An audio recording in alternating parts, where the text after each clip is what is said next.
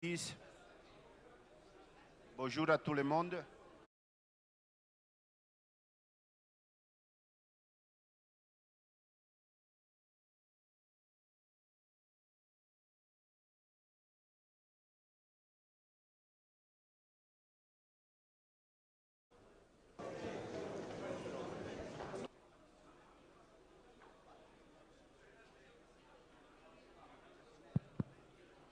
May I ask everybody to take his or her place, please?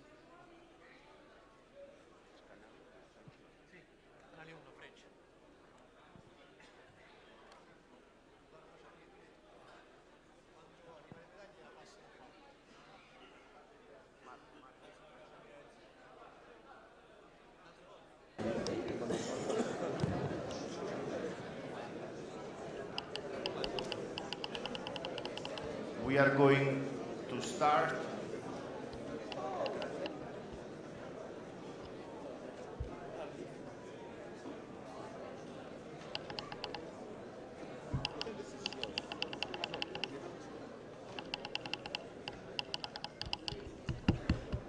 Excellencies,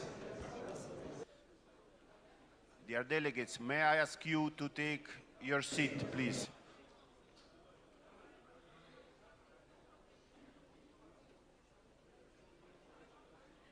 English. I think this is if you want to speak.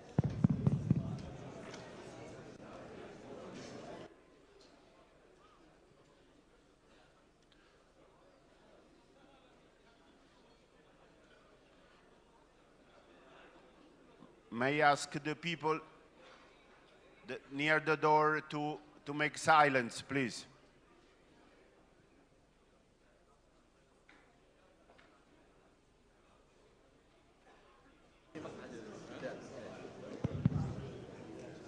We are going to start the forum.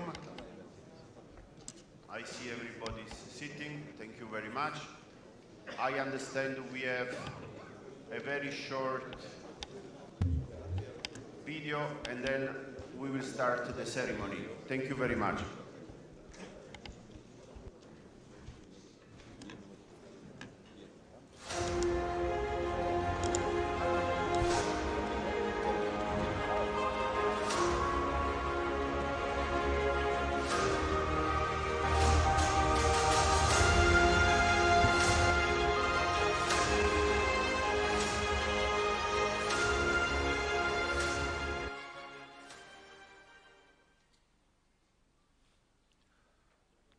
I would like to officially open the works of this forum.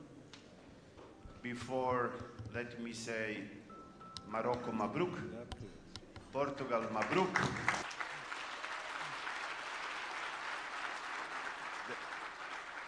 They are two PAM countries, you understand. And it is honor and pleasure for me to be given this role to facilitate the high-level opening ceremony of the first economic forum of PAM in such a delicate period for our region. And without any further delay, I would like to give the floor to His Excellency Honorable Enam Mayara, the Speaker of the House of Councilors of the Kingdom of Morocco, President of the Association of Senate, Shura, and the equivalent council in Africa and the Arab world. Excellency, the floor is yours.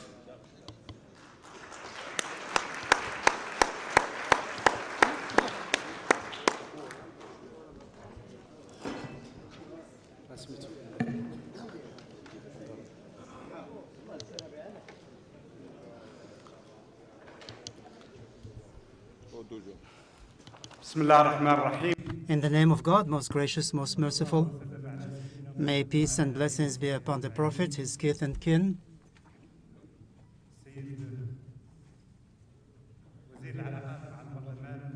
Honorable Minister of Relations with Parliament, and representing the head of the government, Mr. Aziz Akhanouch, Mr. Deputy Speaker of the House of Representatives, distinguished President of PAM, distinguished Speaker of the Pan-African Parliament, distinguished Speaker of the Arab Parliament, distinguished representatives of the parliaments in the United Arab Emirates, distinguished President Speaker of the Saudi Parliament, and distinguished President of the representative of the CJM, distinguished representative of the Director General of UNIDO, distinguished Secretaries General of the ministries and directors, distinguished experts, honorable guests, dear colleagues, distinguished ladies and gentlemen.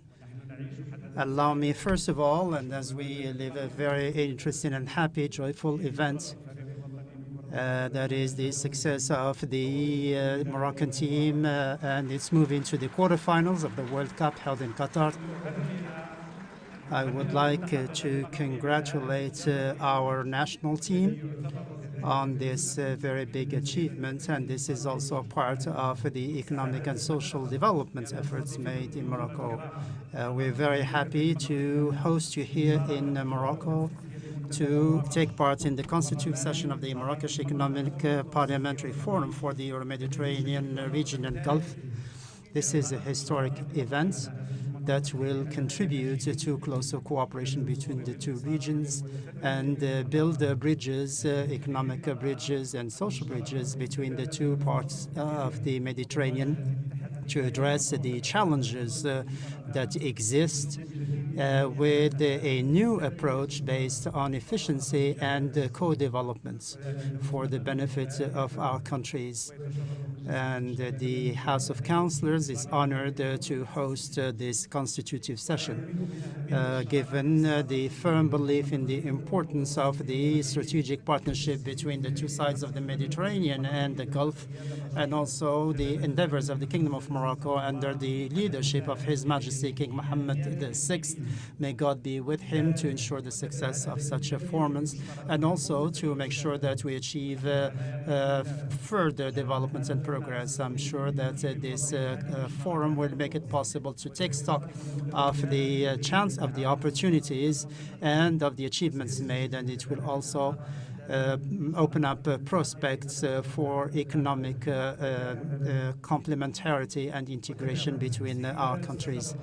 Distinguished speakers and presidents, dear colleagues, this session is being held at a geopolitical context that includes a number of developments and new developments, especially the war between Russia and Ukraine, that will probably lead to a reconfiguration of the map, and that has also an impact on the supply channels and supply routes, and also the impact on the creation of wealth. We are ushering in a new era that will have an impact on the security situation, global security situation, and we look forward to coming up with measures to promote peace and stability. And we, as members of Parliament, have a responsibility to make sure that we build bridges and for a prosperous future, to make sure also that we live up to the economic, and we enhance and promote the economic and social rights of our people, and also to promote cooperation, international cooperation mechanisms, to make sure that the international relations are based on mutual respect and on the integrity and security of our countries. Ladies and gentlemen, a number of international reports show that the relationship between the two sides of the Mediterranean and the Gulf still has a lot to achieve, because the trade does not exceed $150 billion, but it seems to me that there is potential for more than $230 billion if we adopt innovative approaches that make it possible to have a pragmatic management of our relations, and that would lead to greater flow of funds and investments.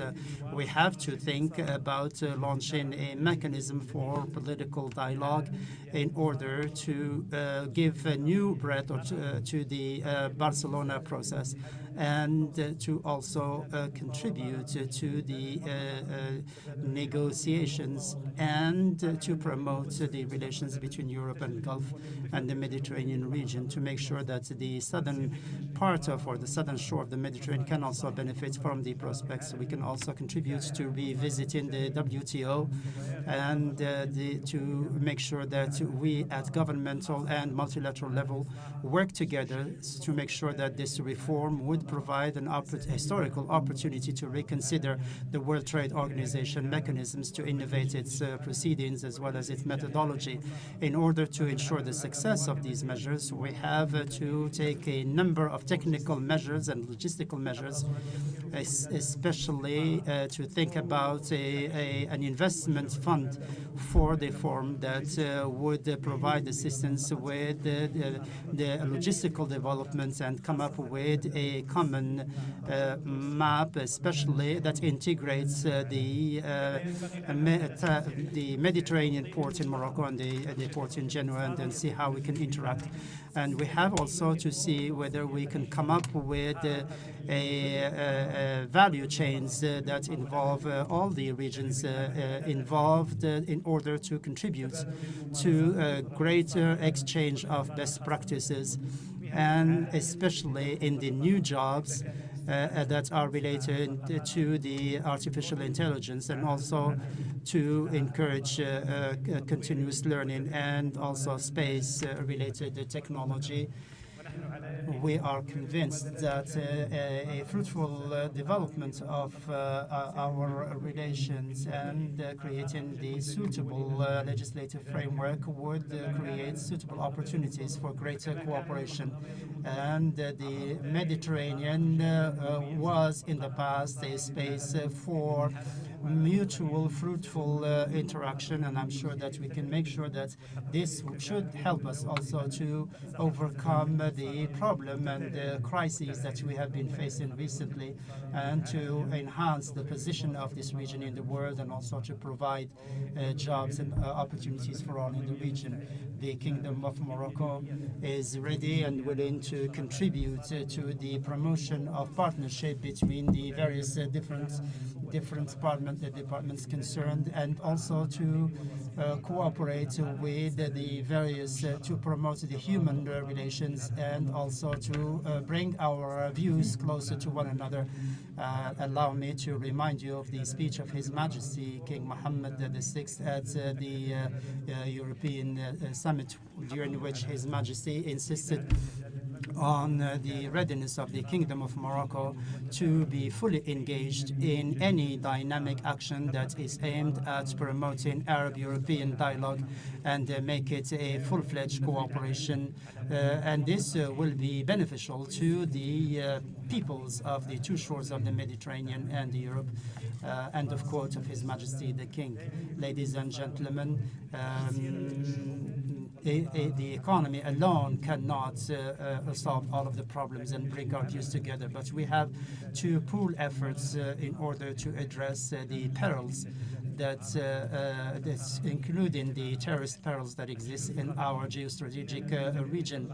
We have the means to address our differences in a pragmatic way in order to overcome our problems and address our needs. And the aim is to promote fraternity and closer bonds between us, and also benefit from the cultural heritage that we have in common, and develop new innovative approaches in an environment that is marked by respect, sincerity, clarity, and ambition, because what unites us is more than what separates us.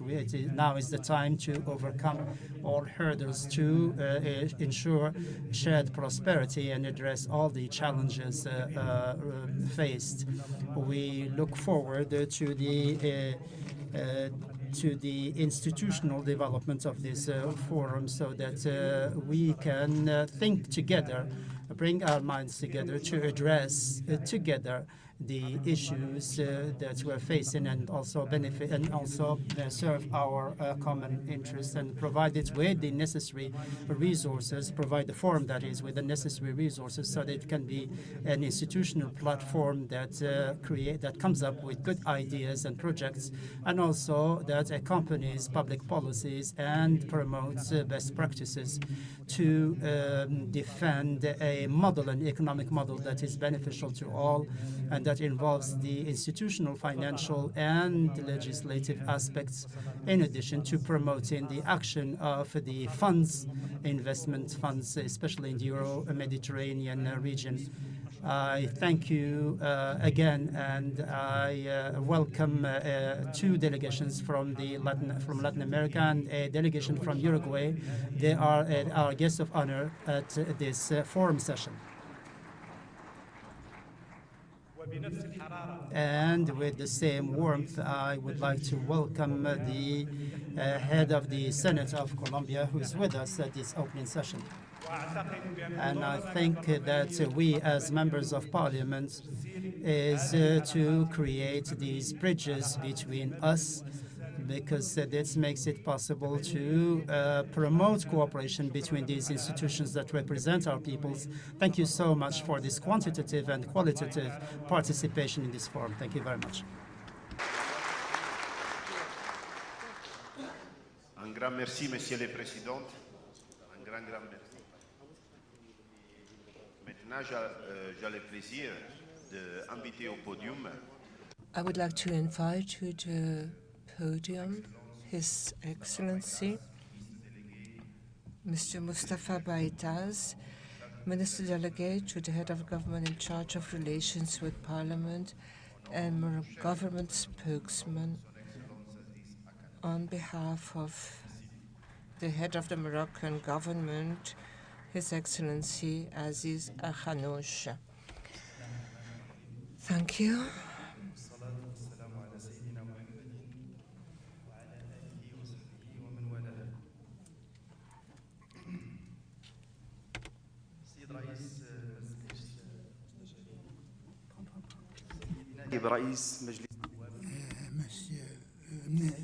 Mr. Chairman of the Councilors, President, Chair of the European African Union, of the Arab Parliamentaries, Excellencies, members of parliaments from the Gulf and the Mediterranean, ladies and gentlemen, Excellencies.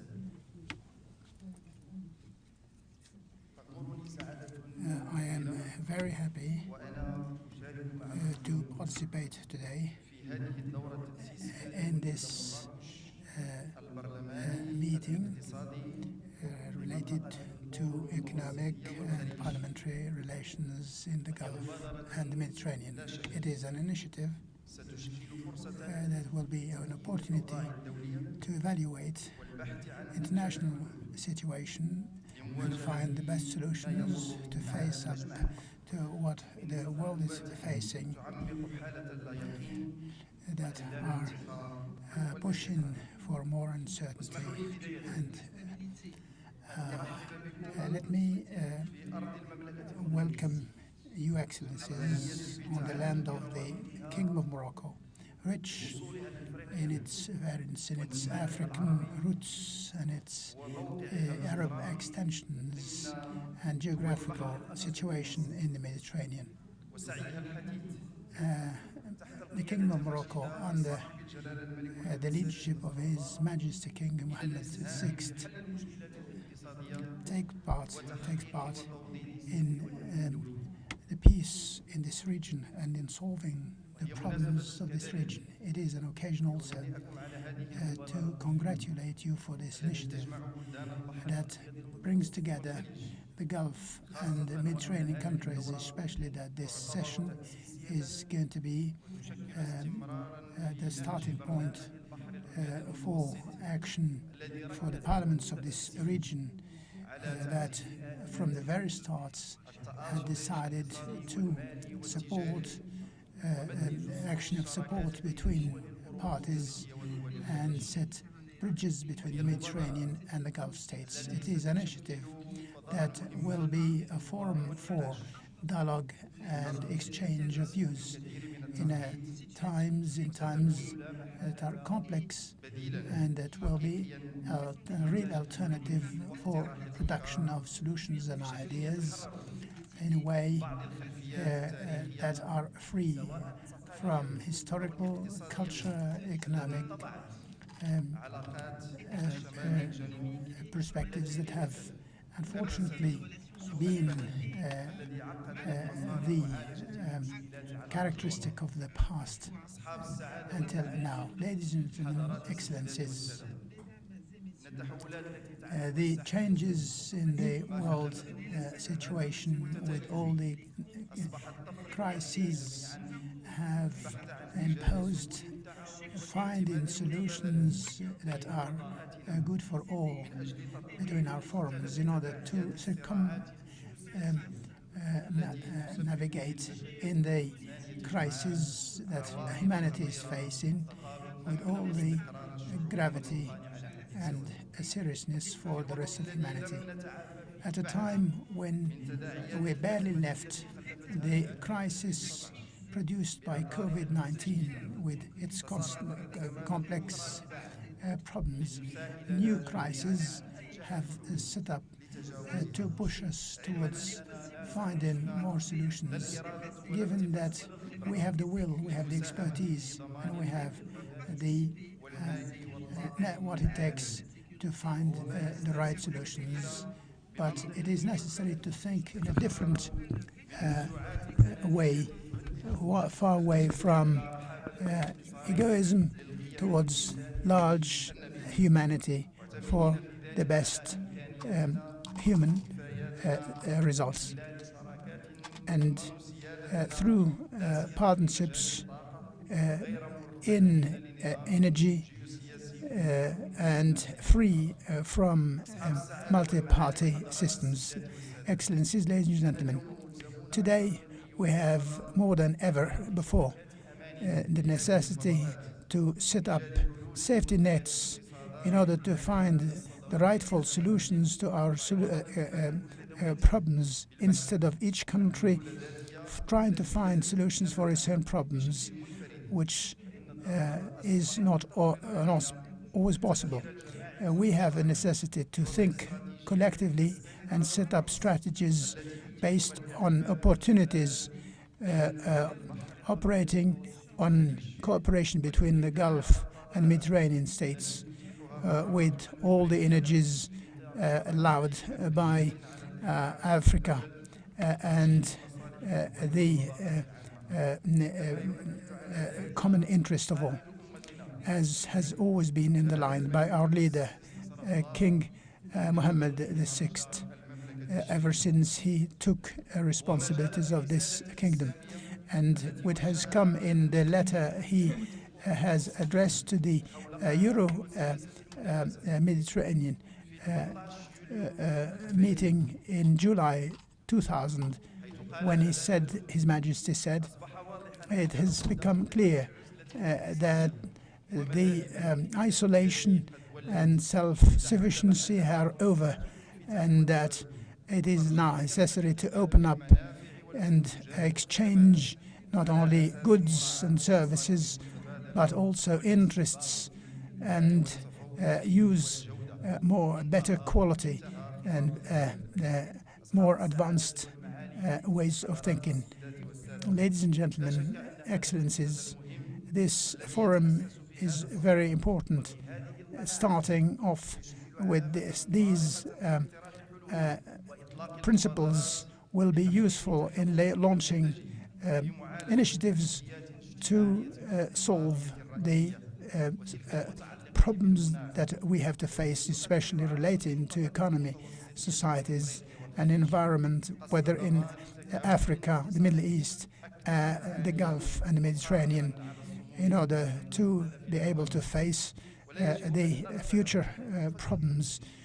We have to think about the future of future generations, and that makes it necessary to take into account their interests in saving environment and resources necessary for their stability in the future.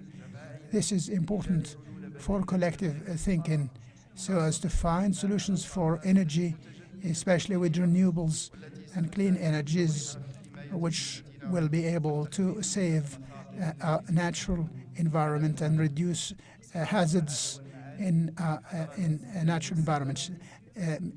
Excellencies, ladies and gentlemen, I renew our sincere welcome in your country, Morocco, and I hope you spend delightful time with us, and I wish you success in this forum. Thank you very much.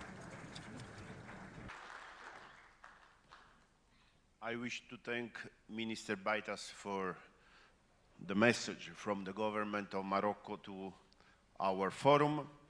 And now I have the pleasure to welcome a keynote address by His Excellency Mr. Rashid Talbi El Alami, Speaker of the House of Representatives of the Kingdom of Morocco, address which is delivered by His Excellency Mohammed Sabari, First Vice Speaker.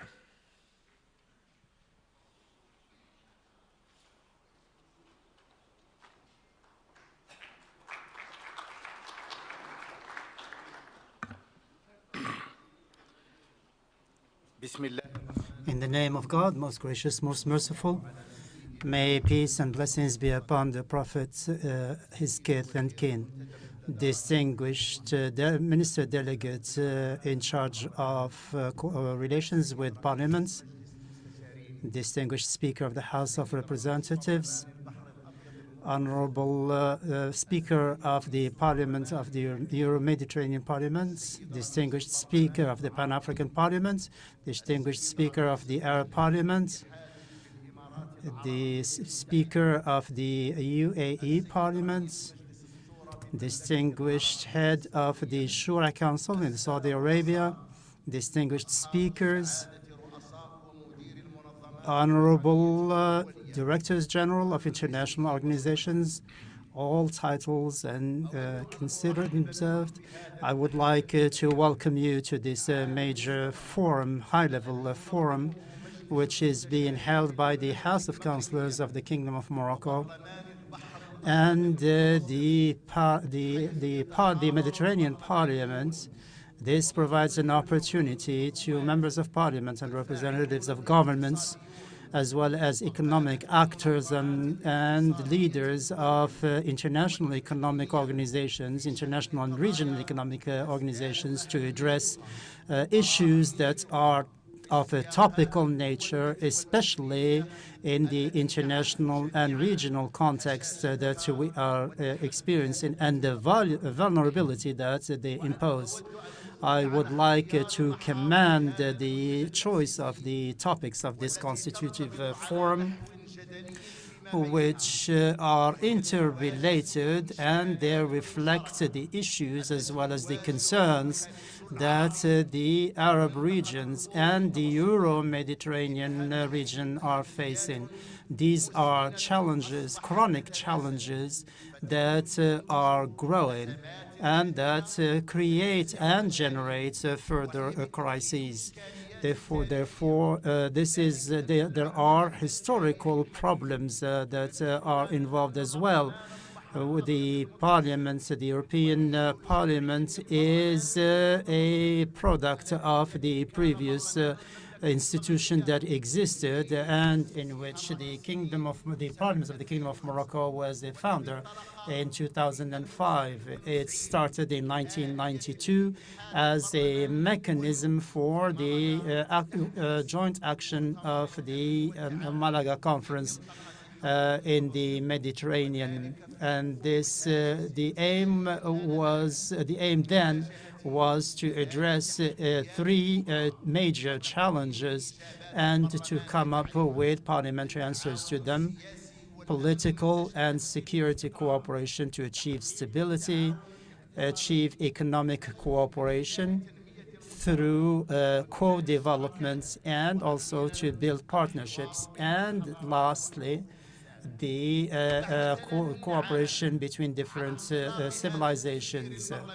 So years after that parliamentary reflection started, we came up with an institutional regional forum, and we're facing the same problems, same challenges, and the same critical and complex situations. The Mediterranean region and the countries concerned witness a number of destructive internal strife that lead millions of people to flee and to go to other countries with all that this involves in terms of human suffering.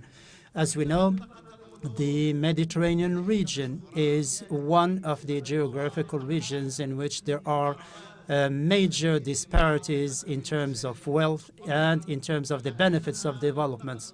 It is also the region that has where the weapons are stockpiled and where there is illegal migration that causes a lot of problems and dramas, and therefore the region is also affected by climate change and the impact it has, such as the droughts, as well as the major pressure on water and other marine resources. In addition to all this, we are paying the price of the closed borders between some countries, and that has an impact on the flow of trade.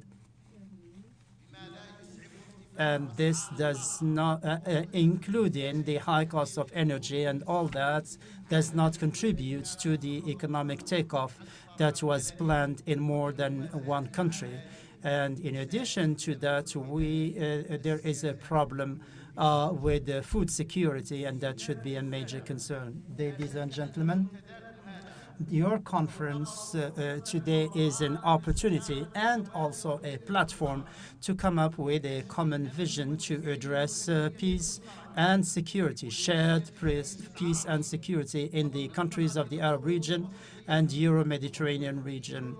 This is a major project that should be supported by a number of factors, given the wealth and the resources that exist in the regions concerned, and there is great potential for economic complementarity, since the countries of the Gulf have energy resources, tremendous energy resources, and we're happy that our brothers and sisters in this region have used these resources to introduce major reforms and achieve a lot of programs in their countries. And there is also great potential for renewable energy in the Gulf as well as in the southern and eastern parts of the Mediterranean. We are very proud of what has been achieved in Morocco under the stewardship of His Majesty the King, who is overseeing a major agricultural policy that promotes the exports of the country and that also contributes to industrial cooperation. And suffice it to say that the Kingdom of Morocco is now producing more than 700,000 cars every year, which is more than one car a minute. We have also the high technological skills and the developed industries. We have also an infrastructure for maritime and air transport that are all. This is also part of the cooperation and strategic interaction between the two shores of the Mediterranean. Of course, there are major markets that are involved with hundreds of millions of consumers in other countries, and we are opening up to those as well. The economic integration and complementarity calls for political will and the involvement of the private sector. We also have to do away with the stereotypes that still exist and to respect the specificities of each country as well as the cultural and civilizational identity. We have also to leverage technology and also ensure the transfer of technology between the shores of the Mediterranean and the Gulf, and to ensure that we have the necessary resources and the necessary complementarities between our policies. We have to work and also engage in advocacy in order to free the region from the causes of conflicts and crises.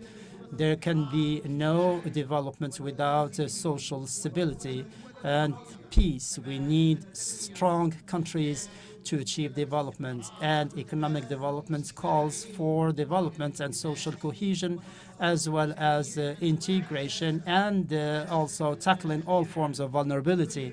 We all know the legitimate ambitions are growing in this digital era and in this era which is characterized by the social media. I don't need to go into details as far as the use that terrorist groups are making of the instability that exists in some regions, and they promote hate speech and destructive policies in order to achieve their objectives that is inconsistent with the need for stability, serenity, and peace. We all agree that our peoples in the region are tired of the wars and of the failure to settle disputes.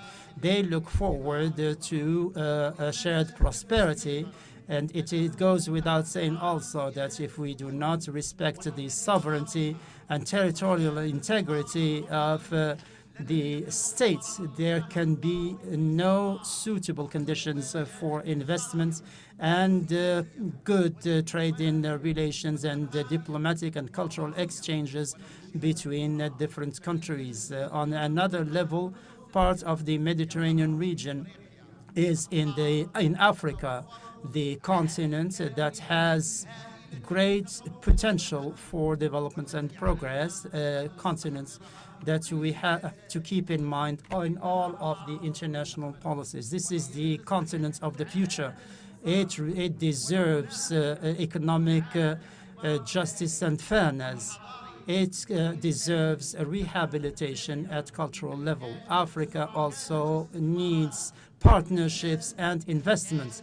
And above all, it needs to be better known by the world and in a deeper way.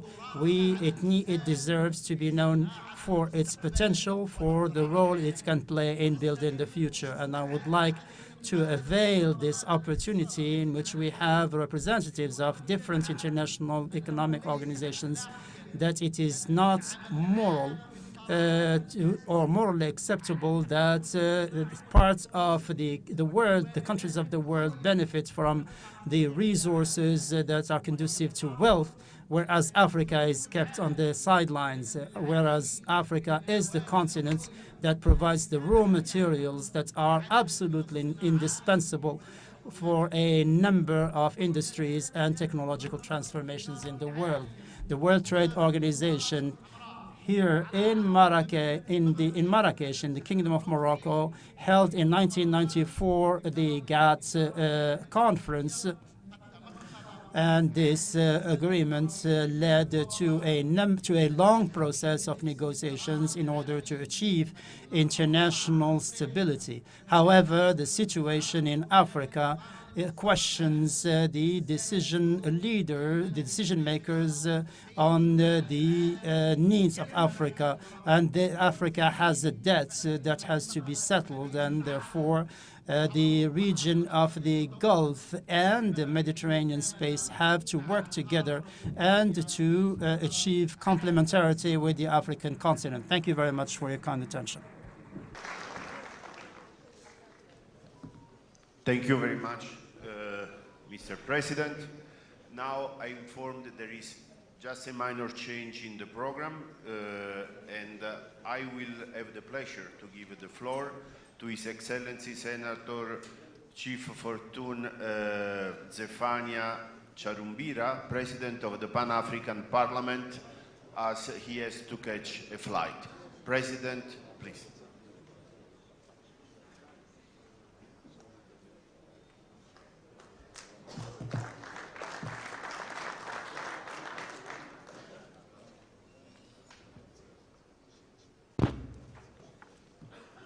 Thank you very much. The Director and Chair of the proceedings, may I first recognize the convener of this gathering, the President of the Parliamentary Assembly of the Mediterranean, but also jointly doing so and led by the President of the House, the Senate of Morocco, His Excellency Mayara, with us. May I salute the Minister who has just given us a speech, the Bureau of the Parliamentary Assembly of the Mediterranean,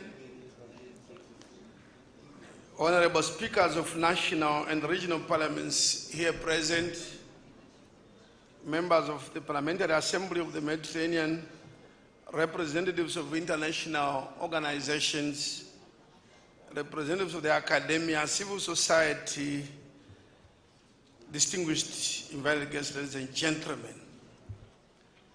I should start by saying thank you to Morocco for making Africa proud yesterday by winning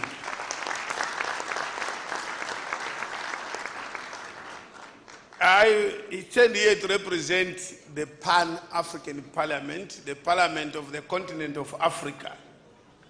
And we were at a risk by yesterday. If Morocco had lost, Africa would be basically deleted from the current competitions. So you did us proud. We as Africa, we are still in the competition. Once more, thank you very much.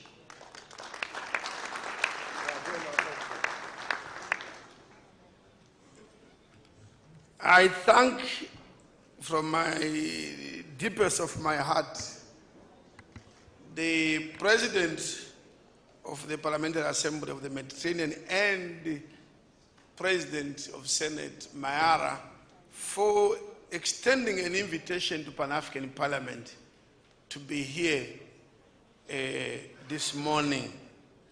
This is the first gathering of its kind organized by the Parliamentary Assembly of the Mediterranean. And the Pan-African Parliament will be counted as one of those that attended the very first gathering. So we are very, very grateful for that invitation. The invitation says Euro-Mediterranean, the Gulf, and of course, always don't forget, and Africa. When you say the Gulf, the Mediterranean, you are talking about Africa also. And I want to inform this gathering that the Pan-African Parliament has a very special relationship with the Parliament Assembly of the Mediterranean. Some of you may know that on 23 February 2017,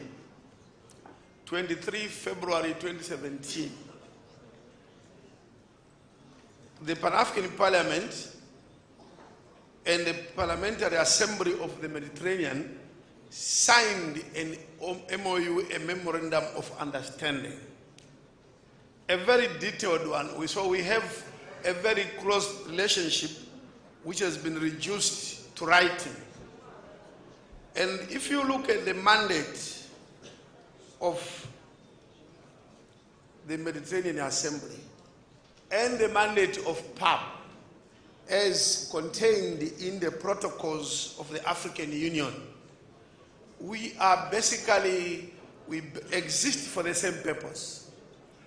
And it makes a lot of sense that we work together to create a lot of synergies and then implement our programs.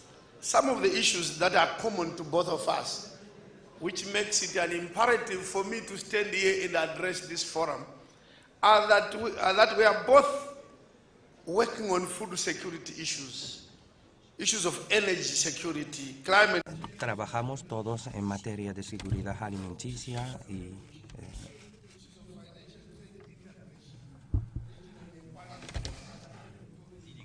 evidentemente las desigualdades y los problemas ligados al transporte marítimo necesitan acciones comunes. Somos una sola y única familia, somos una sola y única institución y por lo tanto tenemos que consultarnos, que trabajar juntos, manos a mano, a pesar de las diferencias. Tenemos denominadores comunes. Somos la voz de nuestros pueblos, representamos las aspiraciones de nuestros pueblos, representamos aspiraciones que deben de ser respetadas y cumplidas. Afrontamos los mismos problemas. Tenemos esta plataforma que nos permite escuchar y alzar la voz de nuestros pueblos. Los gobiernos tienen un papel y los pueblos deben alzar su voz. Y consideramos que se trata de nuestra tarea, nuestra misión principal. Queremos implicarnos en ese proceso de desarrollo y mejorar la calidad de vida de nuestros pueblos y por lo tanto se trata del mismo mandato. Necesitamos promover primero la movilidad y los intercambios, lo que forma parte de nuestros objetivos. En África, recientemente, nos hemos dado cuenta de un aspecto muy importante. Y hablo aquí de lo que llamamos comúnmente la zona de libre comercio o la zona continental de libre comercio a nivel de África. Esta zona permitirá el incremento de los intercambios, nos permitirá organizarnos de manera mejor y seremos los interlocutores así de los demás agrupamientos regionales del mundo. En el espacio euromediterráneo existen grandes oportunidades y el proceso de intercambio debe beneficiar igualmente a África. Los intercambios comerciales desempeñan un papel importantísimo. Compartimos un presente y un futuro común y debemos aprovechar estas oportunidades. Debemos igualmente afrontar los retos, al igual que el calentamiento global y el cambio climático. Tenemos igualmente que pensar en la juventud, ya que se trata de un pilar fundamental de nuestras sociedades. El Parlamento panafricano y la Asamblea Parlamentaria del Mediterráneo deben juntos colaborar y trabajar mano a mano, sirviendo así los intereses de nuestros pueblos. Esta asamblea constituye una de las etapas necesarias para que nuestras dos instituciones puedan trabajar juntas. Este foro económico constituye un punto de partida para una serie de iniciativas y proyectos y programas cuyo cometido es hacer de África un continente pionero y pueda avanzar. Tenemos retos y desafíos comunes en materia de seguridad y en materia de mantenimiento de la paz. Existen conflictos y tensiones en el mundo entero y sobre todo en nuestra región, y la Asamblea Parlamentaria del Mediterráneo debe desempeñar un papel en todas estas cuestiones y debe aportar su apoyo a las causas justas. La última reunión celebrada en Roma, la conferencia que contó con la participación de varios actores, tuvo como cometido buscar una solución justa y duradera para promover la paz en el mundo, y hemos concluido que existe un enfoque importante que debe de ser utilizado para afrontar estos retos.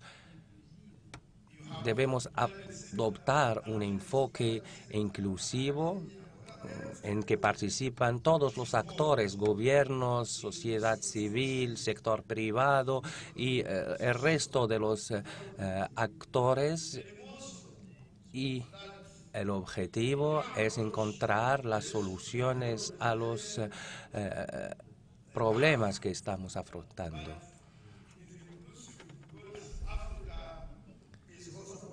Es importante igualmente que África forma parte de este foro y participa en esta dinámica. Nuestros parlamentos tienen un papel importante y debemos tomar en cuenta las verdaderas problemáticas que nos interpelan.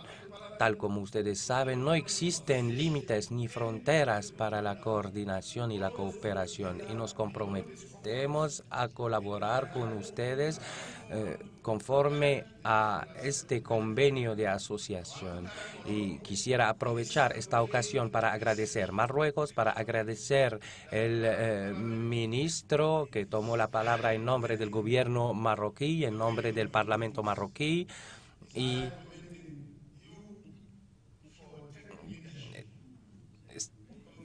estamos convencidos que ustedes van a desempeñar este papel pionero y de liderazgo a nivel de África. Queridos hermanos, distinguidos presidentes de la Cámara de Consejeros, señor Mellara,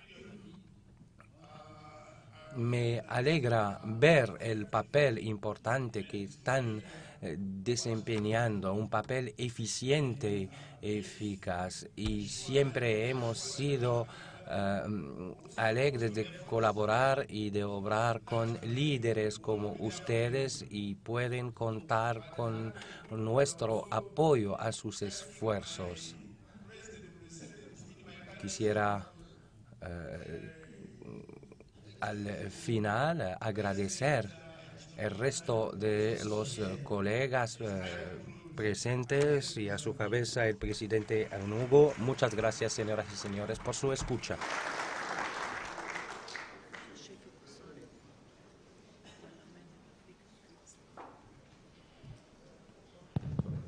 Thank you, Mr. President. And I have the pleasure now. Muchas gracias, señor presidente. Ahora doy la palabra a nuestro colega, el honorable presidente del Parlamento de la Asamblea Parlamentaria del Mediterráneo.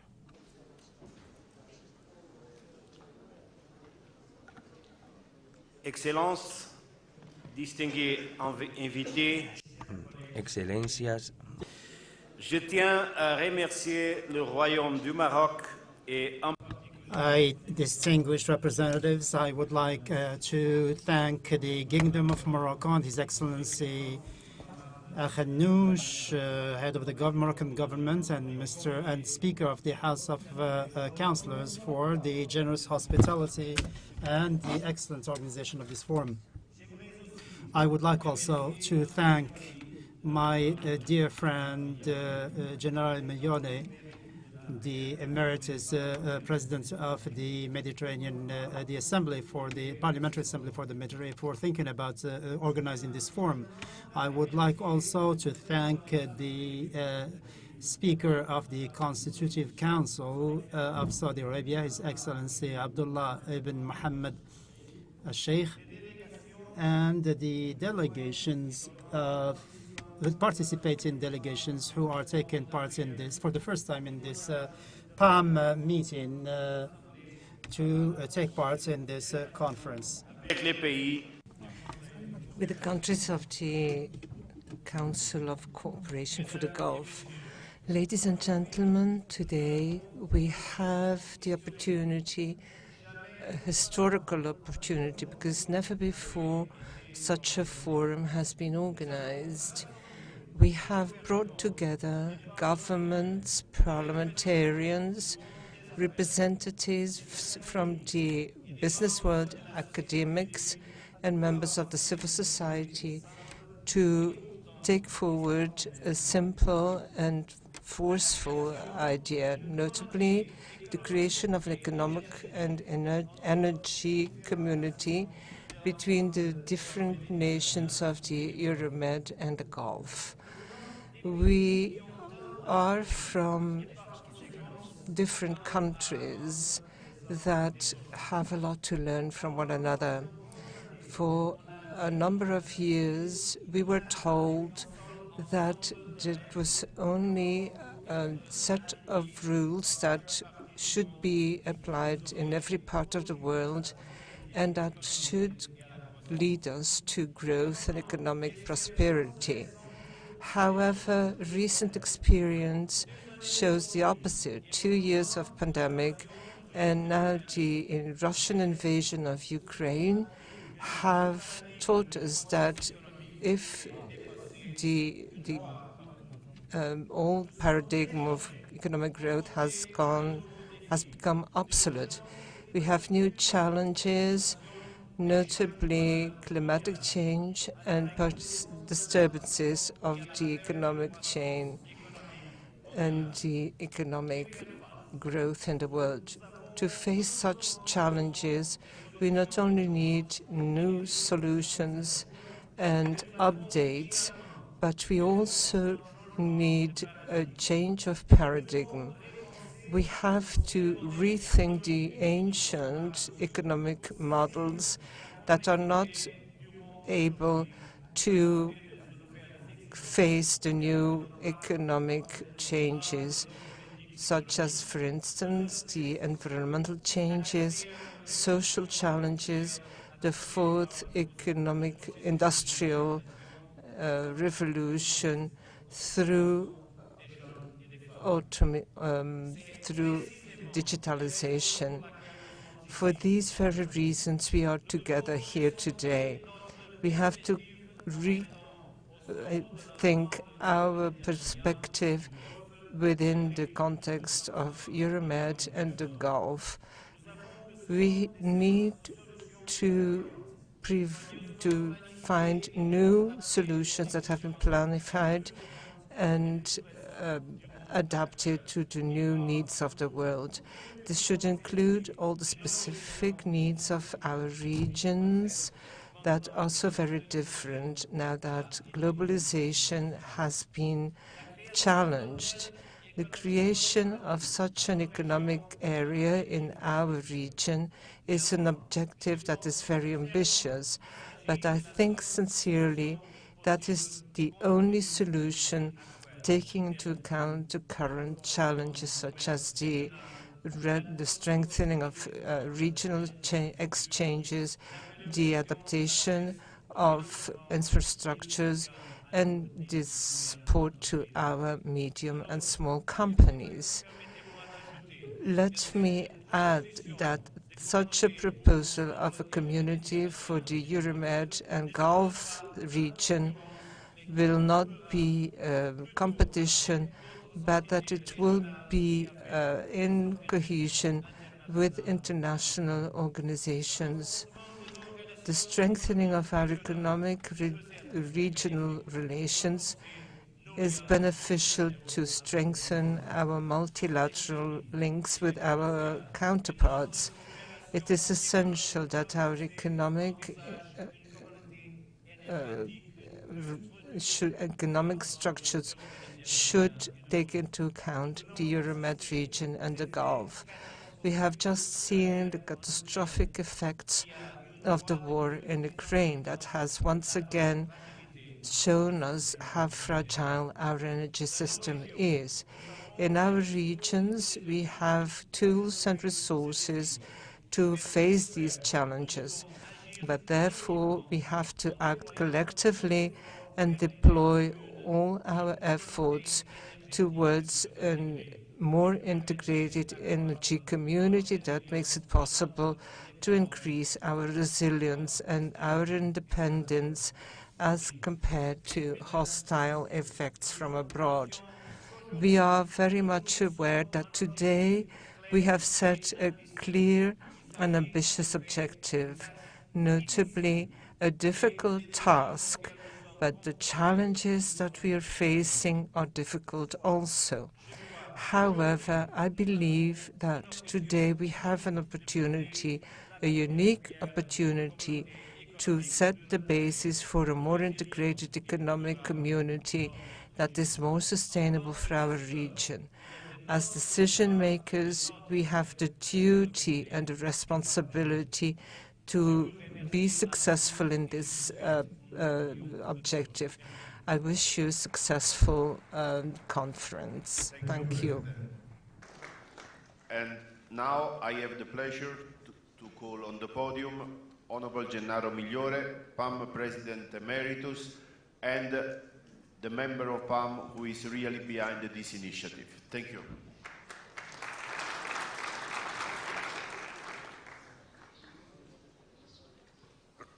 Thanks, Sergio. Excellencies, distinguished guests, dear colleagues, let me start by thanking the King of Morocco, His Majesty Mohammed VI, the Kingdom of Morocco, in particular the head of government, the President of House of Representatives, and especially the President of the House of Councilors, His Excellency Hinam Mayara, for making this possible. I also wish to thank the President and my friend Pedro Roque for his introduction and for his long-time engagement in PAM. It's a great pleasure and honor to be here in front of you and finally see the realization of all the efforts made to organize this important event. Dear colleagues, we imagined this event with Manuela Rafaiani, that is here, and the Secretary General Sergio Piazzi.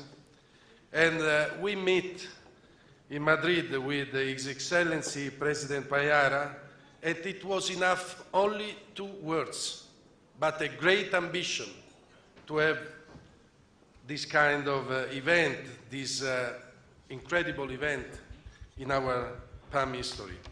At the epoca, we had just known the disastrous COVID pandemic, but we could not imagine that we are close to a war, a systemic war.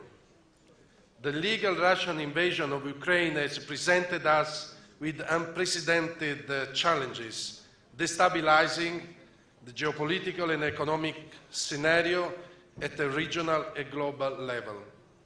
We can say that we are facing a new phase of the globalization, the so-called, as my friend, the President Aboulenein said, regional globalization. Beside major security threats, the disruption caused by war have caused a significant shortage of food and energy supplies within the PAM countries, all in the midst of the unfolding of the current climate emergency. Today's challenges are compelling us to adapt our way of living to strengthen resilience in face of a new world order. This is why we consider the key word of this event security. Declined in many respects, not only security against anything malicious, but security for something better, security for the people, security for the energy, security for the food. In this regard, I encourage you to consider the current state of affairs, as we heard all in the previous intervention, as an opportunity rather than a defeat, a catalyst for positive changes. Morocco is protagonist of this change. And let me say, now even in football, but you know, all of Africa will be the protagonist of this change. Being able to have here, in addition to the many Mediterranean and Gulf authorities, also authoritative representation of Africa organization, Pan-African organization, is a privilege and an extraordinary opportunity, and we are in the gate of Africa. The Mediterranean basin is blessed by vast potential in terms of economic and energy resources, especially renewable energies. The rapid transition to green energy has become a top priority in the international agenda, whose benefits would mitigate both the energy and climate crisis. Relying on political willingness and concerned decision, the countries of Euro-Mediterranean and Gulf regions can have their energy system using domestic and sustainable sources. This can lead to a new regional economic resilience, as said by President Roque, that comes through greater energy security, robust economic diversification, and a low-carbon development model. What I am describing does not belong to the distant future. I am pleased to see that is the direction PAM is heading. More than ever, our Assembly is committed to increasing our regional independence and resilience by fostering the creation, as you all heard, of economic and energy community among the countries of the Euro-Mediterranean and Gulf. Today, the active participation of so many delegations is a symbolic but also concrete step towards the achievement of policy instruments and concrete strategies to reach common objectives in our PAM area. We believe in parliamentary diplomacy. We believe in multilateral approach to solving problems. A great personality, let me conclude with this sentence from my country, Don Lorenzo Milani said, "I have learned that the problem of others is the same as mine. To face it together is politics. To face it alone is avarice." Once again, I thank you for your commitment towards this goal, and I am confident that the economic community of the Euro-Mediterranean and Gulf will soon be a tangible and effective reality. Ce n'est qu'un début. Shukran.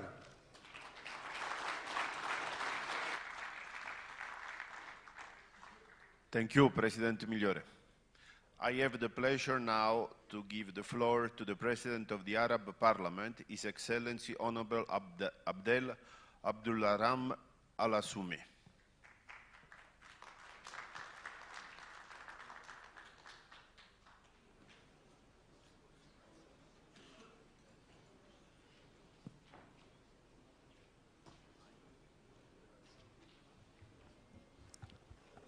بسم الله الرحمن الرحيم. In the name of God the Benevolent, I'd like to congratulate the Moroccan team who for such a wonderful game. It's a great honor for Africans and Arabs. Dear Excellency, Speaker of the Assembly of Councilors, Excellencies, representatives of the Mediterranean area, ladies and gentlemen. It's a great pleasure to express my happiness to take part in this assembly, and I would like to thank His Excellency Naam Mayara, the Speaker of the House of Councilors, His Excellency the Rug of the Mediterranean Parliaments, for inviting me to attend this meeting. At the same time, I would like to support the efforts of the Kingdom of Morocco under the leadership of His Majesty King Mohammed VI.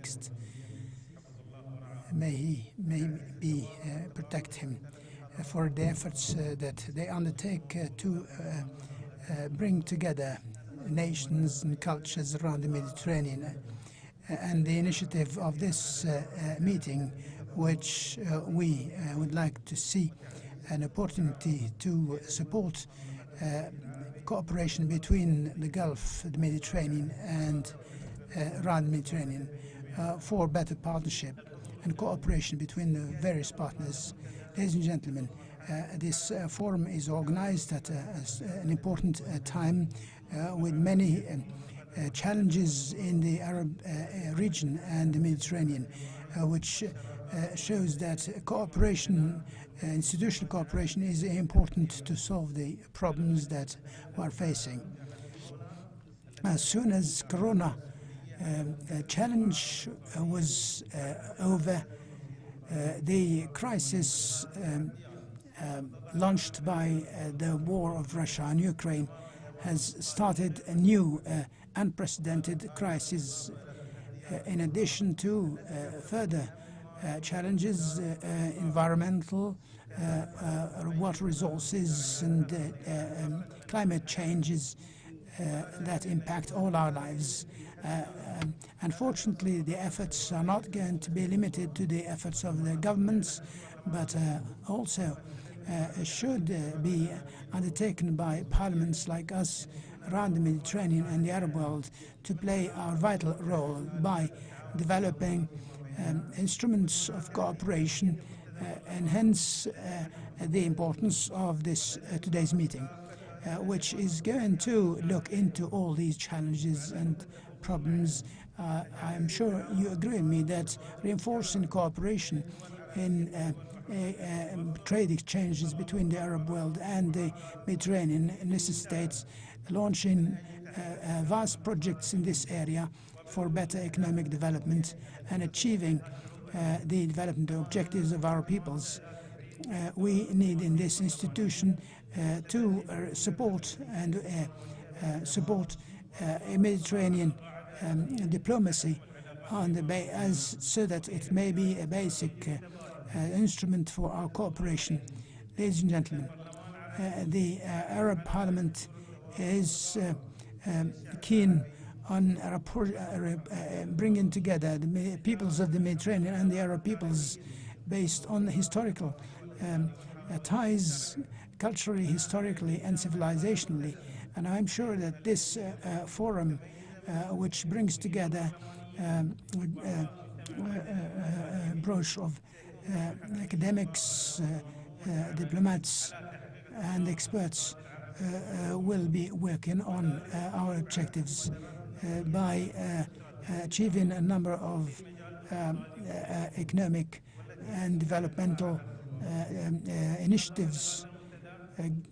Given that it will be an important step towards economic zone which will be complementary between the Arab world and around the Mediterranean, and we hope that the parliamentary meetings that we are meeting together to achieve today will be able to convene annually and extend the geographical area to include all Arab countries. The Arab parliaments is honored to be part of this effort. Last but not least, I would like to thank again my friend, Excellency Mayara, for presiding the parliaments of the Mediterranean, and we are honored for reinforcing our actions, and I hope that this forum will achieve our common objectives. Thank you very much. Thank you for your attention.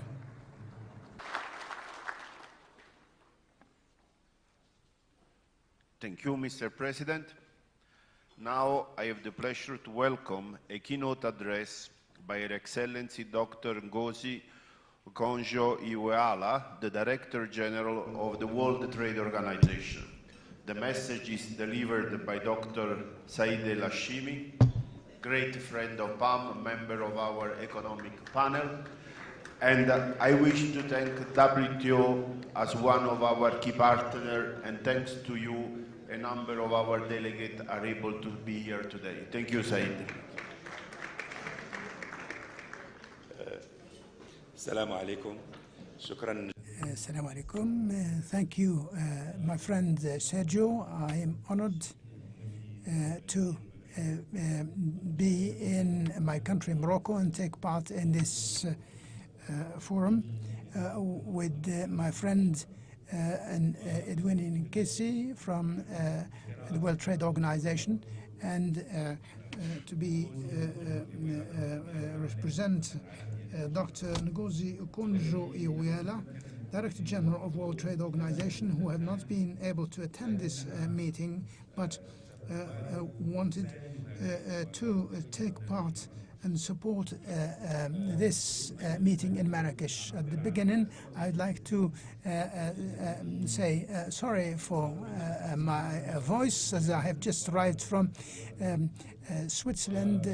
I just had time to watch the football match that we all enjoyed yesterday, and symbolized more than football. And Ames had gave us tremendous. I'm now going to read. De l'Organisation mondiale du commerce. Excellency, Mr. Enam Mayera, President of the House of Councilors of Kingdom of Morocco, Your Excellency Mustafa Baitas, Minister Delegate to the Head of Government in charge of relations with Parliament, Excellency, President of the Chamber of Representatives of the Kingdom of Morocco, the Emirates, Saudi Arabia and Qatar, Your Excellency Pedro Roque and Gennaro Migliore, President and Emeritus President of the Assembly of PAM, President of the President of the Arab Parliament, President of the Confederation of CGEM, Excellency Ambassador Sergio Piaggio, Honorable President, Vice Presidents and representatives of member parliaments of the PAM, Excellencies, representatives of international, regional, and national organizations, Excellencies, ladies and gentlemen, good morning to you all. First of all, I would like to thank the Parliament of the Kingdom of Morocco and the Parliamentary Assembly of the Mediterranean that associate themselves to the World Trade Organization to host this regional meeting. I would also like to thank the authorities of the Kingdom of Morocco and the international and regional organizations and numerous eminent speakers who contribute to the debate that will be held over the next 2 days. The commitment of parliamentarians concerning international commerce is at the heart of our concerns. It is an important element, and we are an important partner in a strategic region for world trade. This is strengthened by this economic forum of the Euromed and Gulf Forum. WTO is associated to this initiative, and we are pleased with the initiative that has been launched. You will have the support of World Trade Organization. Such initiatives make it possible for WTO to give its version of facts, but also makes listen to you. This gives us regional perspectives that are the utmost importance for the global work of WTO. You are the main interlocutor between international organizations and the public in general. It is through parliamentarians that agreements negotiated by WTO become national legislation. Therefore, it is an honor to address you today concerning the situation at WTO. First of all, good news. In June this year, WTO held its 12th ministerial conference in Geneva. This conference was very successful. In the context of the results, we have obtained emergency results concerning the pandemic and food security. It has also been decided to maintain the practice of not imposing rates on electronic transfers. The members of WTO, after 21 years of negotiation, have reached a new agreement on subventions for fishing. It is a compulsory international agreement. We have agreements by consensus, and this new agreement is particularly important to show that multilateralism can have results. Numerous countries of the regions represented here have contributed constructively in order to reach such an important agreement.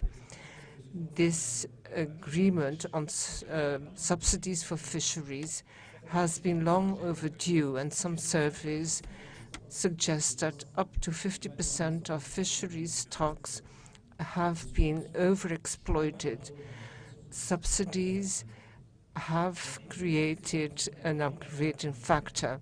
Therefore, it is very important that we should give means of subsistence to fishers, to fishermen, and to guarantee the subsistence of millions of people. Subsidies are very important. They are a threat for our oceans and those who depend on it. The agreement forbids for the first time subsidies for illegal and undeclared and unregulated fisheries. And this, however, this agreement on fisheries subsidies will only be operational once it becomes into force. That means that 2/3 of the members of the WTO have to present instruments of approval to the organization. So I call on you all to accelerate the process so that the agreement can guarantee the sustainability of oceans as soon as possible. We also have committed ourselves to reorganize WTO negotiation, surveillance, and regulation, and solving difference. Rules are a necessity within the current context, but I would like to stress that despite the numerous difficulties, the WTO system has created good results. Let's look at COVID. There was a shortage of medical stocks, and we forget that trans-country have led to the manufacturing of masks and vaccines. They are created in supply chains that cover 19 countries on average. International trade is also necessary for countries where there's a lack of water and land. 1 calorie out of 5 in the world is the product of cross-frontier production. The trade has an important role for energy and food. Trade is also an essential element to ambitiously react to climate change. It is essential to disseminate green energy and reduce costs. Therefore, I would like to encourage you to consult our latest report on world trade that concentrates on international trade and climate change that was launched in November at the COP at Sharm el-Sheikh. 40% of the lowering of cost of solar panels has been achieved through international trade and value chains. Trade has brought solutions in the past, but we can do much more for global stability and peaceful trade. These challenges have caused reaction, notably the reshoring of friendshoring. The idea that you can outsource these chains of supply in your countries on friendly countries. We have to be confident but also vigilant, for a greater fragmentation would be economically costly for all the world economies. The economists of WTO consider that the GDP in the long run would decrease by 5% if we fragment. This is worse than the damages caused by the financial crisis of 2008, and that means, and this is equal to the size of the economy of Japan. We can face the challenges that the economic system faces.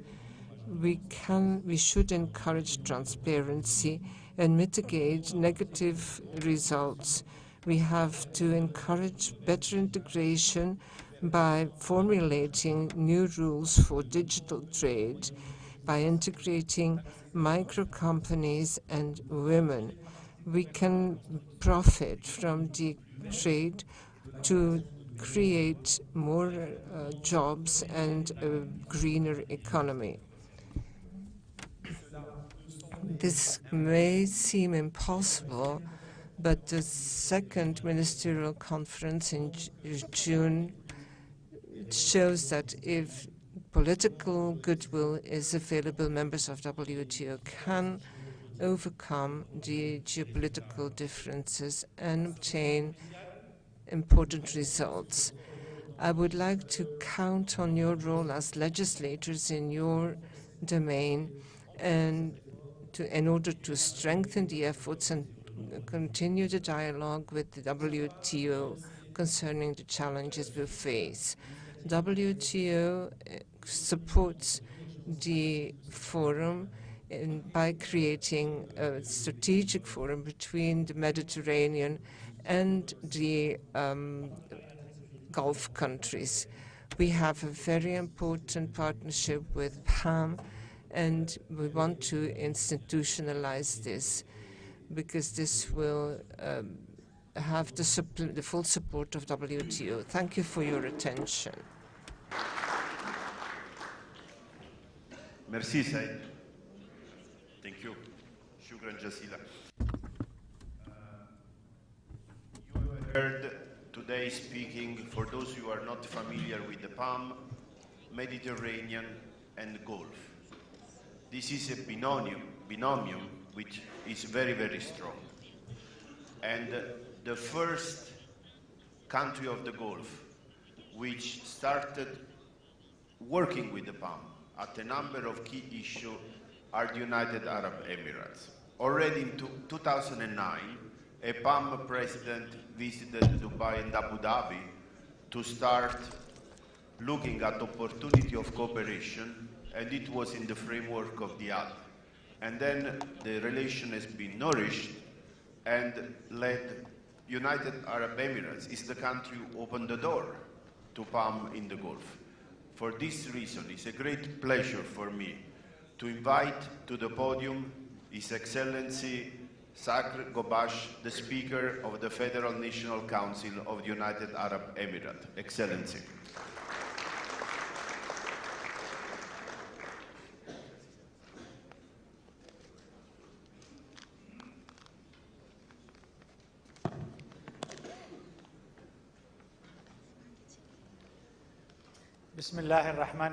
In the name of God, most gracious, most merciful, may peace and blessings be upon Prophet Muhammad, his kith and kin,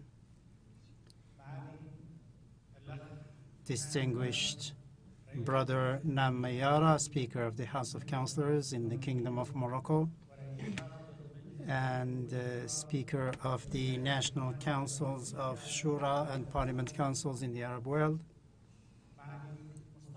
Excellency Mr. Mustafa Baitas, Minister Delegate to the Head of Government in charge of relations with the Parliament, representative of the Head of the Government, distinguished Deputy Speaker of the House of Representatives, the Kingdom of Morocco, Mr. Antonio Pedro Roque, Speaker of the Mediterranean Parliament, distinguished Dr. Sheikh Abdullah bin Ibrahim al-Sheikh, Speaker of the Shura Council in Saudi Arabia, Your Excellencies, Speakers and Presidents, Directors Generals of organizations and parliaments, ladies and gentlemen, Assalamu alaikum wa rahmatullah.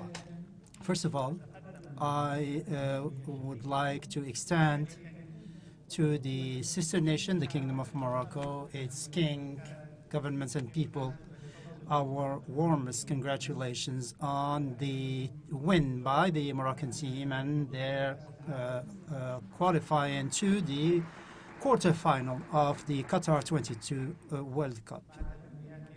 And we wish, or we hope them the best to continue their successes in this international tournament, especially that they are the only representatives of the Arab world and Africa in this World Cup.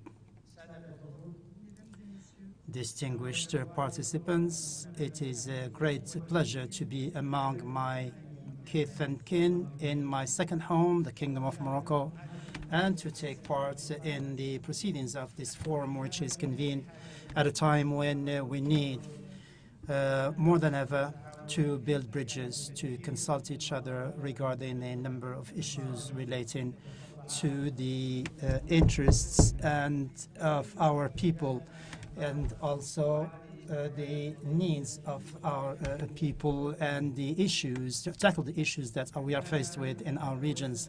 I would like to extend my sincere thanks to the sister nation, the Kingdom of Morocco, for the warm welcome and generous hospitality extended to us, and to also the House of Councillors and the PAM for the excellent organization and for choosing such topical issues that are important and that are directly related to the stability and prosperity and security and peaceful coexistence in our countries.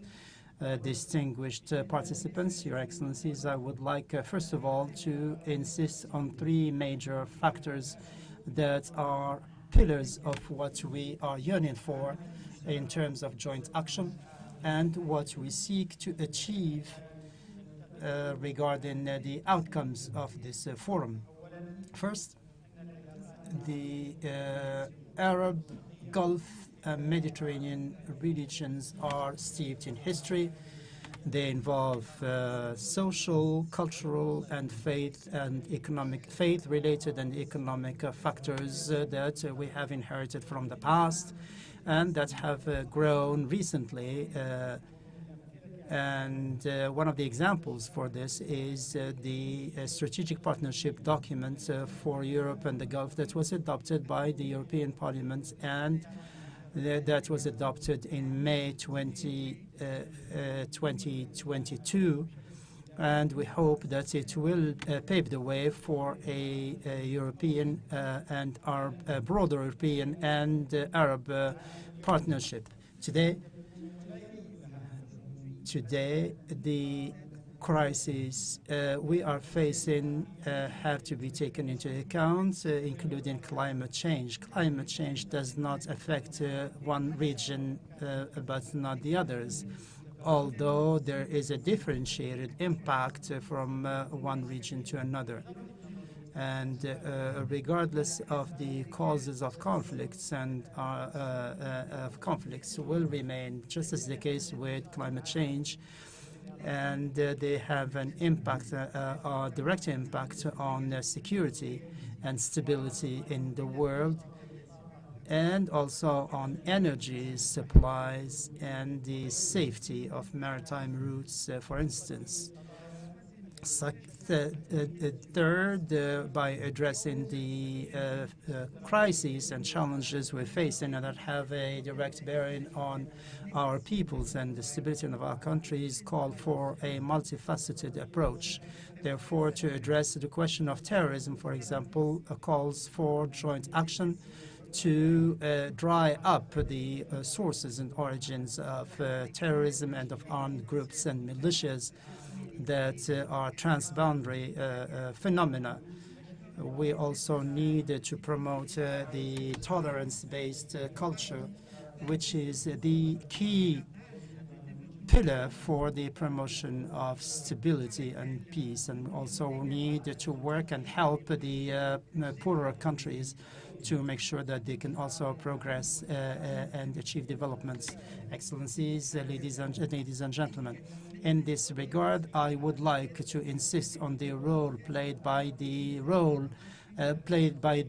United Arab Kingdom at a regional and international level regarding a number of issues that will be addressed by this respected forum. The United Arab Emirates adopted the document on coexistence and tolerance between all peoples and faiths in the world.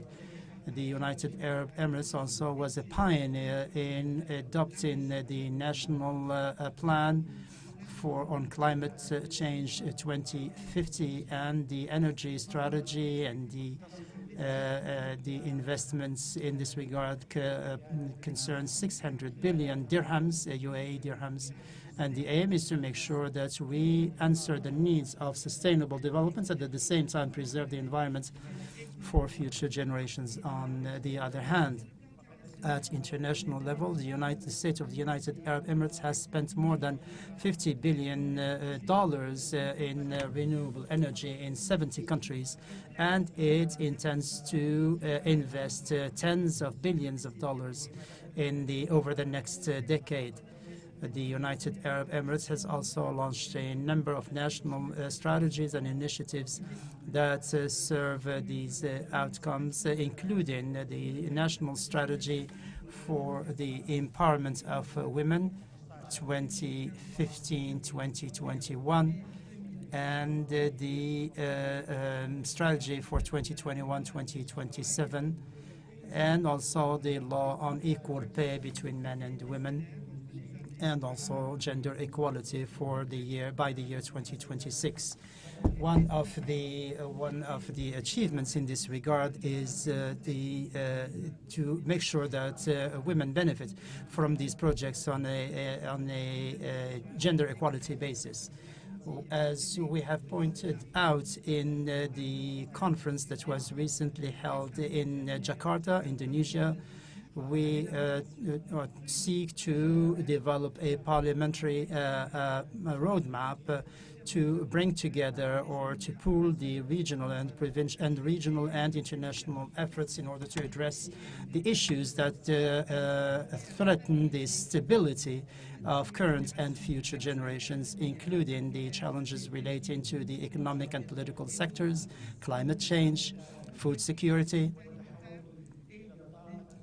and energy transition, especially clean energy, and also closing the gap between the developed countries and developing countries in technology, especially space technology. In this regard, I would like to point out that as members of parliament and representatives of our countries, we look forward to develop the legislative frameworks in our countries and to live up to what is expected at regional and international levels, and also coordinate and our concerted action and address the issues we are faced with at international level, especially revisiting legislation and to address the regional and international challenges to promote tolerance, achieve and promote peace and stability in the world, and address the number of phenomena that threaten our countries and our societies. I would like once again to express my thanks and appreciation to the Kingdom of Morocco for the generous hospitality extended to us. And I would like to also reiterate my thanks to the House of the Councilors and the Parliamentary Assembly of the Mediterranean for holding this forum. And we look forward to positive outcomes, and we are, especially that our countries and governments are yearning for such outcomes. Thank you so much for your kind attention.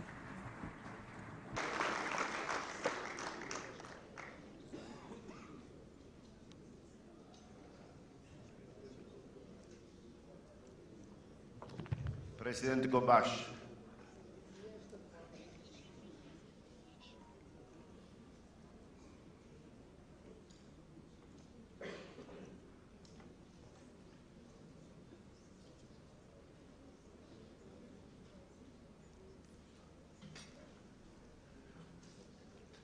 President Gobash, I apologize because before I forgot to mention that the United Arab Emirates, the Federal Council, is the first country of the GCC which hosted the PAM plenary session last year. And I wish to thank you for that once again, because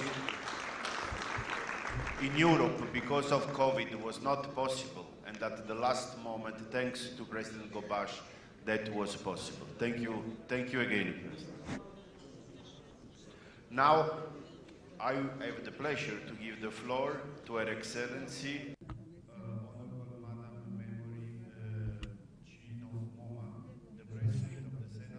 Republic of Zimbabwe and Chairperson of the African Parliamentary Union. Madam.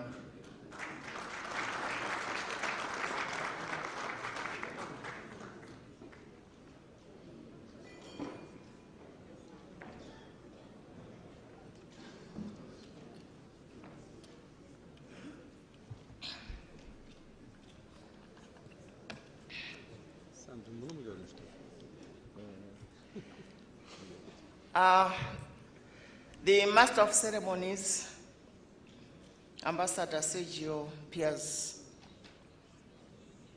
Your Excellency, Honorable Enam Mayara, President of the House of Councilors of the Kingdom of Morocco, Honorable Antonio Pedro Roque, President of the Parliamentary Assembly of the Mediterranean, distinguished guests, ladies and gentlemen,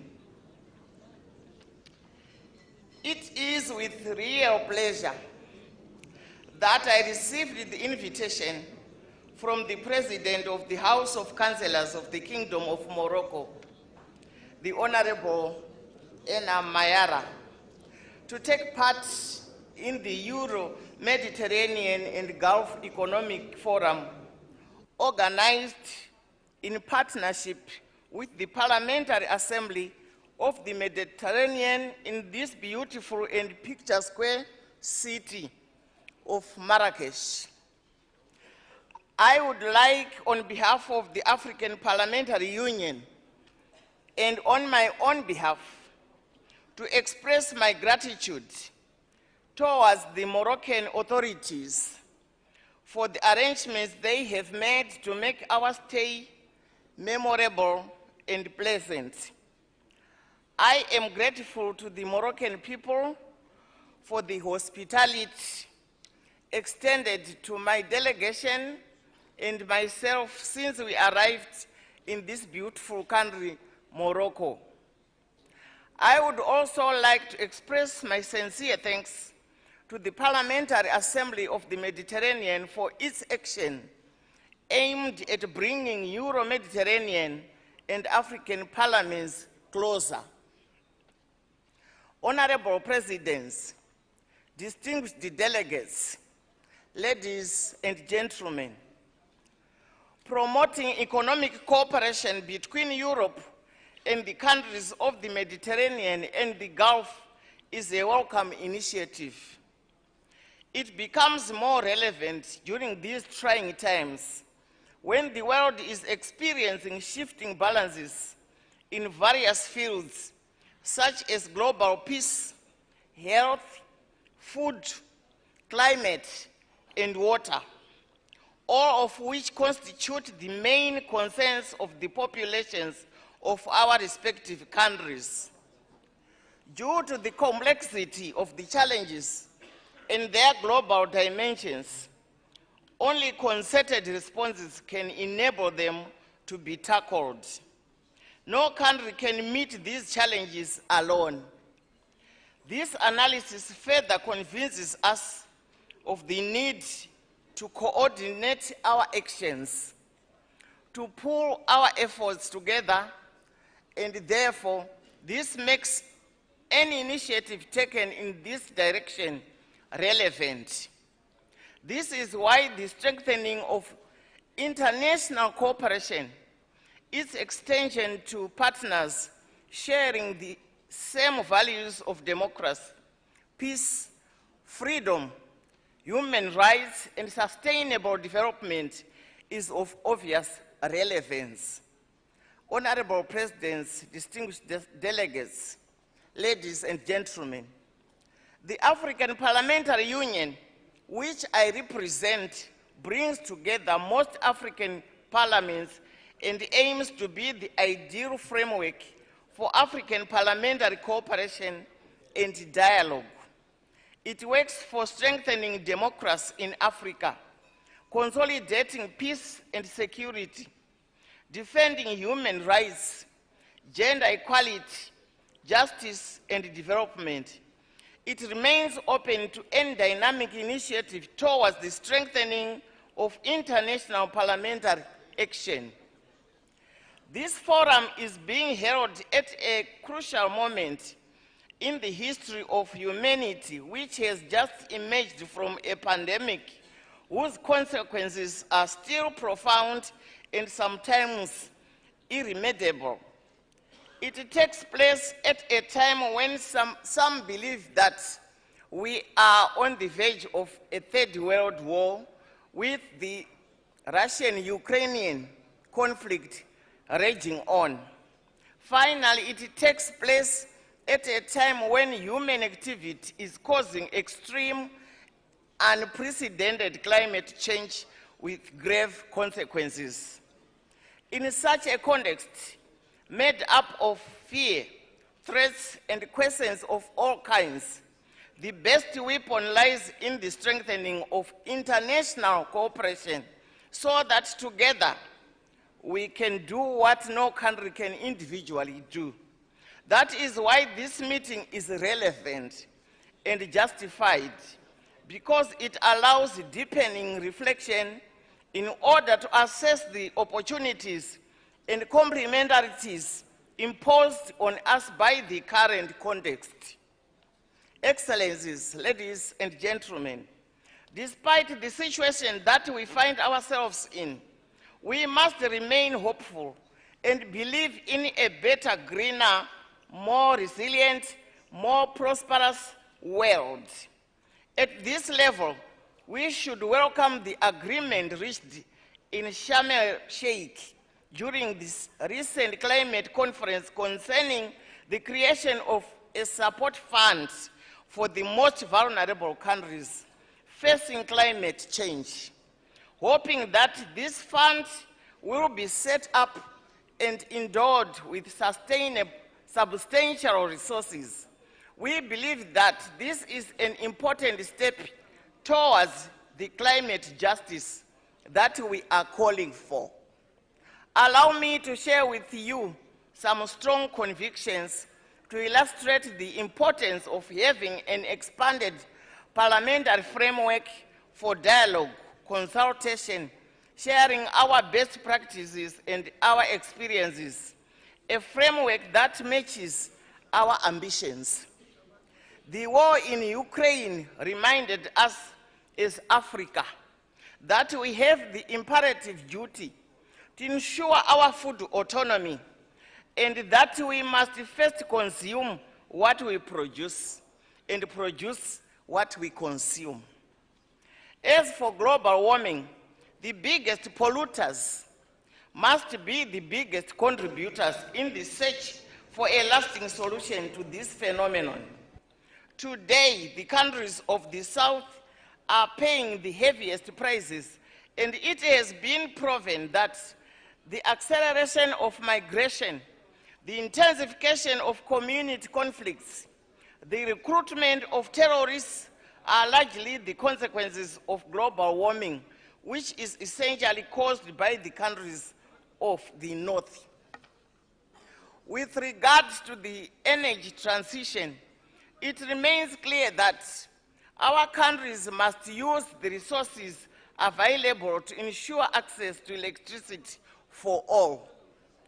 On a different level, we believe that migration is a phenomenon as old as the world, and that the migrants will seek better living conditions elsewhere. One of the possible solutions to curb this problem is in job creation and the promotion of development in the countries from which the migrants originate. Mass expulsions, the construction of walls, the separation of families, all out detentions cannot constitute lasting solutions to this migration crisis. Finally, with regard to the terrorism, which is hardest on many African countries, we must be convinced that it has neither religion nor a border, and that a global response is necessary to overcome this scourge. Only broad and strong parliamentary cooperation, genuinely implemented, can serve as a framework for these visions. The similarity of the challenges our different countries are facing requires the setting up of a broad front to achieve our common convictions. Honorable speakers, distinguished delegates, ladies and gentlemen, I hope that our exchanges will lead to fruitful conclusions capable of strengthening our faith in a better future for the people of the regions we represent.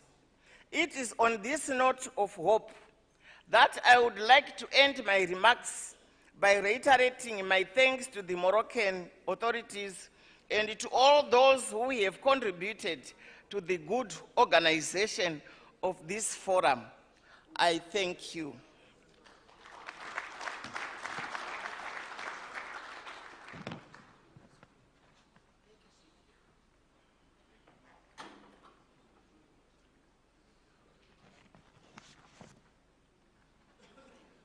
I have now the pleasure to welcome the keynote address by His Excellency Hassan Abdullah Al Ghanim, Speaker of the Shura Council of Qatar, delivered by Honorable Abdullah Nasser Al Subay, Head of the Qatari delegation to PAM. And I would like to mention the great friendship and support that Honorable Al-Subay gave to PAM, and thanks to him, we are proceeding faster with the issuing of the laissez-passer, the red laissez-passer for PAM delegates, and also to announce, and I wish to thank the kind hospitality of the Shura Council of Qatar, which we lost the PAM plenary session in 2024. Thank you very much. Shukran.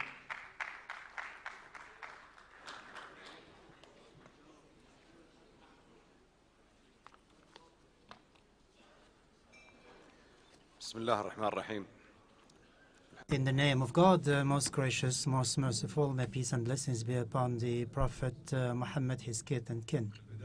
First of all, I would like to extend my warmest congratulations to the Kingdom of Morocco, its king, people, and government on the historic win of the Moroccan team, football team, at the World Cup.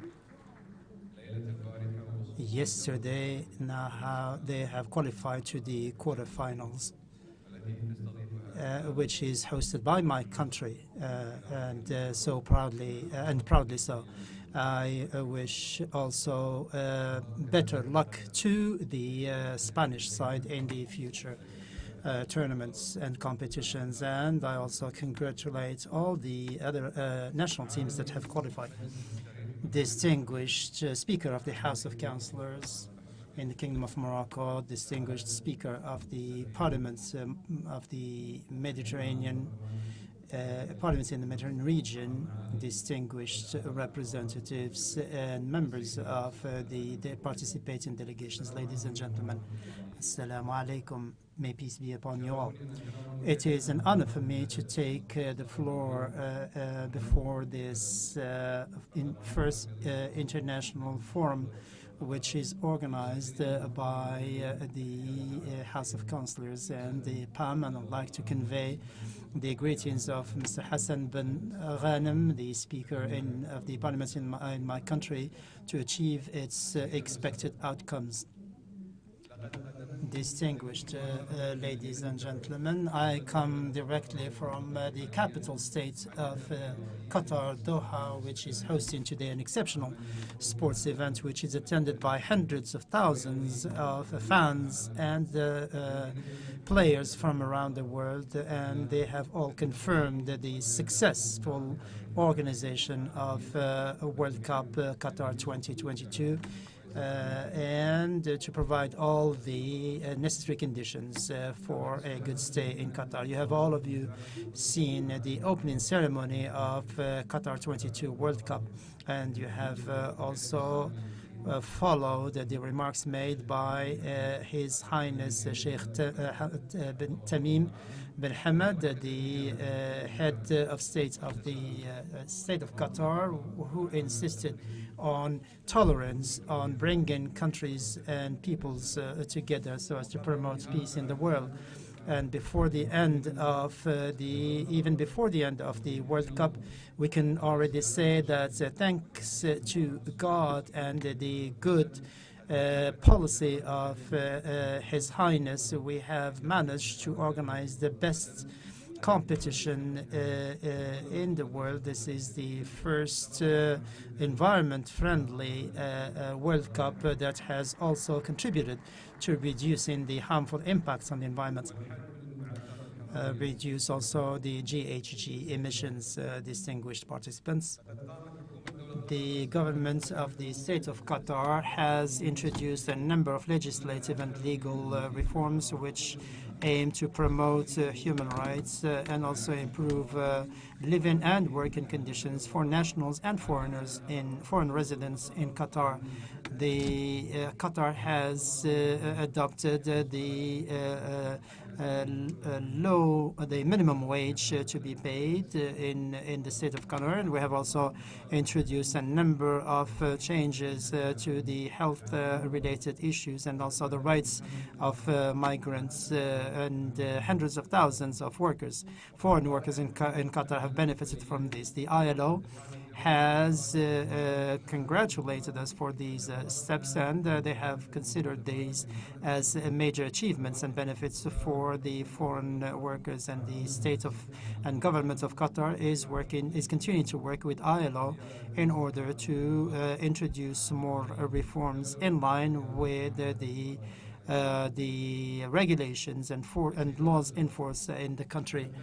Ladies and gentlemen, the government of the state of Qatar, in line with the instructions of the head of state, have taken a number of measures to empower women and youth, and also to open the way for women to contribute alongside men in the development of the country and its progress. The state has come up with significant funds to promote education and teaching, and also to ensure health coverage at external level. The state has also adopted a policy that promotes peace, global peace and security, and cooperation with all states, and also to refrain from interference in the internal affairs of states, and also to solve problems through dialogue and consultation. The United Nations has applauded the measures and initiatives taken by Qatar to promote peaceful conflict resolution, and also to work and assist needy countries. And in this regard, Qatar will host in March 2023 the United Nations Conference on the least developed countries in the world. Distinguished participants, I would like to extend my sincere thanks to the House of Councilors of the Kingdom of Morocco and the Parliament of the Mediterranean Parliament for this very good organization of this economic forum. And I would also like to thank them for the generous hospitality extended to us. And I wish you a very successful conference and also good outcomes that are supported by our governments. Thank you very much.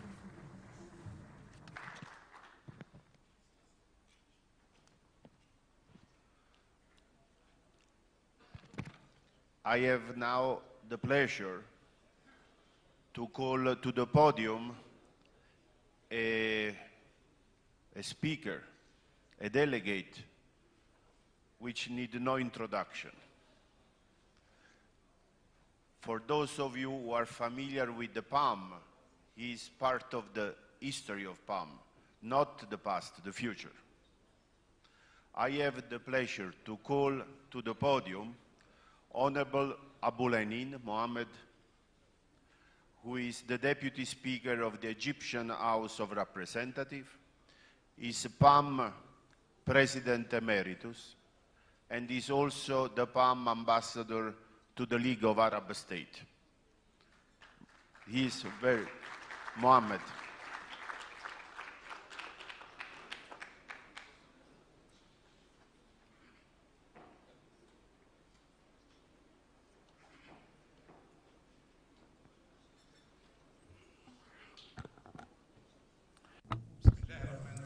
In the name of God, most gracious, most merciful, warm greetings from Egypt and from the members of Parliament of Egypt, and congratulations to the Moroccan people who are steeped in history, to the Moroccan government, king and people for yesterday's win, and we send you our best wishes for tomorrow and the days to come to achieve even more victories.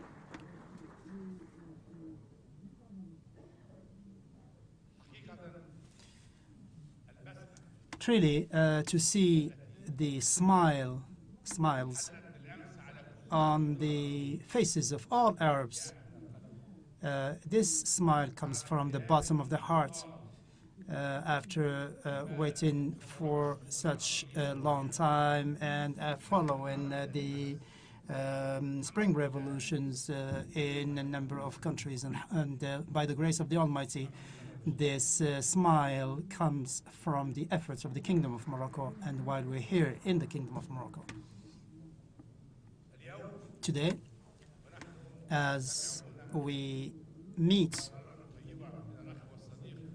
thanks to a commendable initiative by Brother Migliore Gennari, who made this proposal to hold this first economic forum, parliamentary forum, and it has been held here in Marrakesh. And we can see in the current intricate, complex circumstances that no one that is in the world knows exactly where it will be taking us. These circumstances that we're talking about today, I would like to keeping in mind those circumstances, I would like to thank him for his initiative, and also to commend and thank the brother and friend Nam Mayara, Speaker of the House of Councilors, and also to extend a warm welcome to all the brothers and sisters, and especially the Saqr Ghabashi and all participants, be they ministers, representatives of parliaments, speakers, and international organizations. As you know, we are facing a major challenge, a challenge that I myself have, about which I'm wondering when we go back to our countries and when they ask us, when our colleagues, our members of parliament ask us, what have you come up with? What have you achieved as far as this forum is concerned? And they are suffering. They are suffering from inflation. They're suffering from skyrocketing prices, and, problems with supply chains, and they have problems with energy prices. They are still suffering from the impacts and repercussions of the COVID-19. So I had the honor of being a founding member of this assembly more than 15 years ago. We talked about the dream of achieving the real cooperation between the two shores of the Mediterranean. And when I was listening to the heads of states, that when they talked that the future of the North is in the South and the future of the South is in the North, that was the general landscape. That was the general motto that brought us together. But I am still wondering, this happened some 30 years ago. What have we achieved?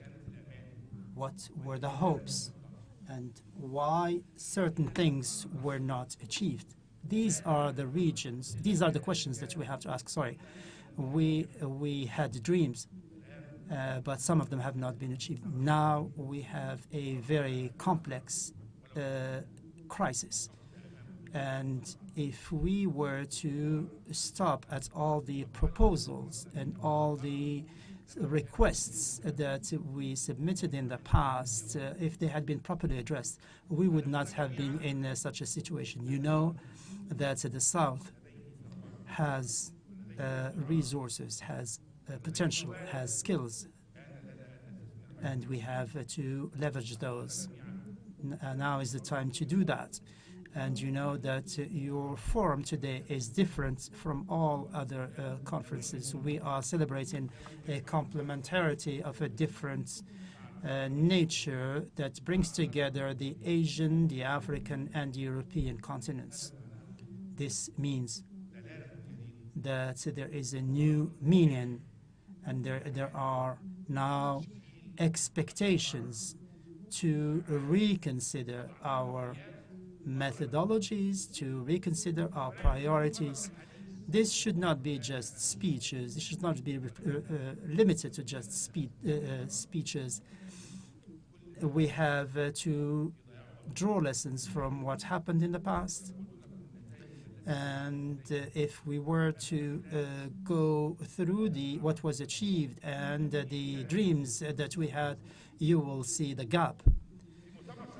In the Sharm el-Sheikh conference, which was attended by 153 countries, Egypt came up with an agenda for the discussion, and it talked about some necessities that had to be lived up to by the conference.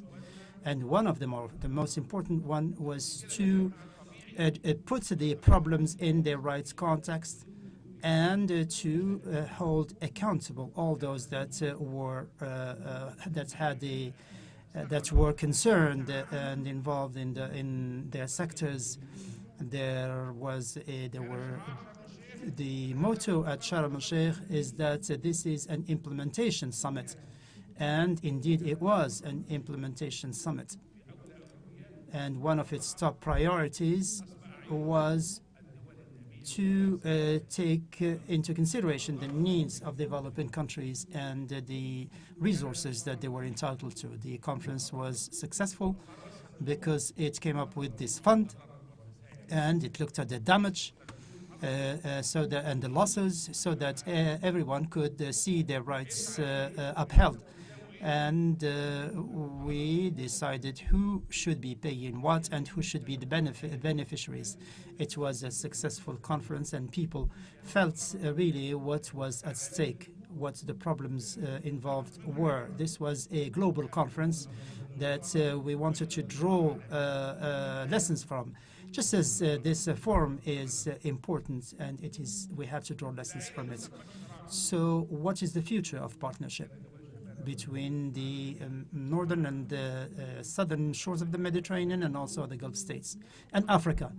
And as was pointed earlier, Africa is indeed the future, the continent of the future, the continent of the promising projects. And we in North Africa, we can be that link between Europe and sub-Saharan Africa. This cannot be achieved unless we reconsider and revisit the strategy that we are trying to implement, so that we address the problems that I mentioned earlier. Why couldn't we achieve the objectives that we were yearning for, and what to do in the future? And one of the key elements here is the problems relating to funding. But funding is, of course, important and interesting, but we have to have political will that welcomes this partnership. We need to know and be convinced that the entire world is changing, and that the global economic map is changing, and that the geopolitical map is changing. So where do we stand? And this means that we have to revisit our syllabi, our curricula, our work methods, and our policies. Africa is the continent on which a lot of hopes are pinned. After 4 days ago, in 4 days, the U.S. president is going to invite all heads of state of Africa to come to the U.S. for a summit. In the past, recently, Saudi Arabia, in the past, China and Japan were talking about Africa. So where does Europe stand as far as Europe is concerned? How about the Euro-Mediterranean partnership? Where does it stand as far as the African continent is concerned? We should not just limit ourselves to slogans, empty slogans. We need to have a clear strategy with implementation mechanisms to which we all commit. We have to know what is the added value that we can bring. We have to ensure good marketing of this, and we have to make sure we bring on board the parliaments. So these are major objectives. Education is a goal. How can we develop education?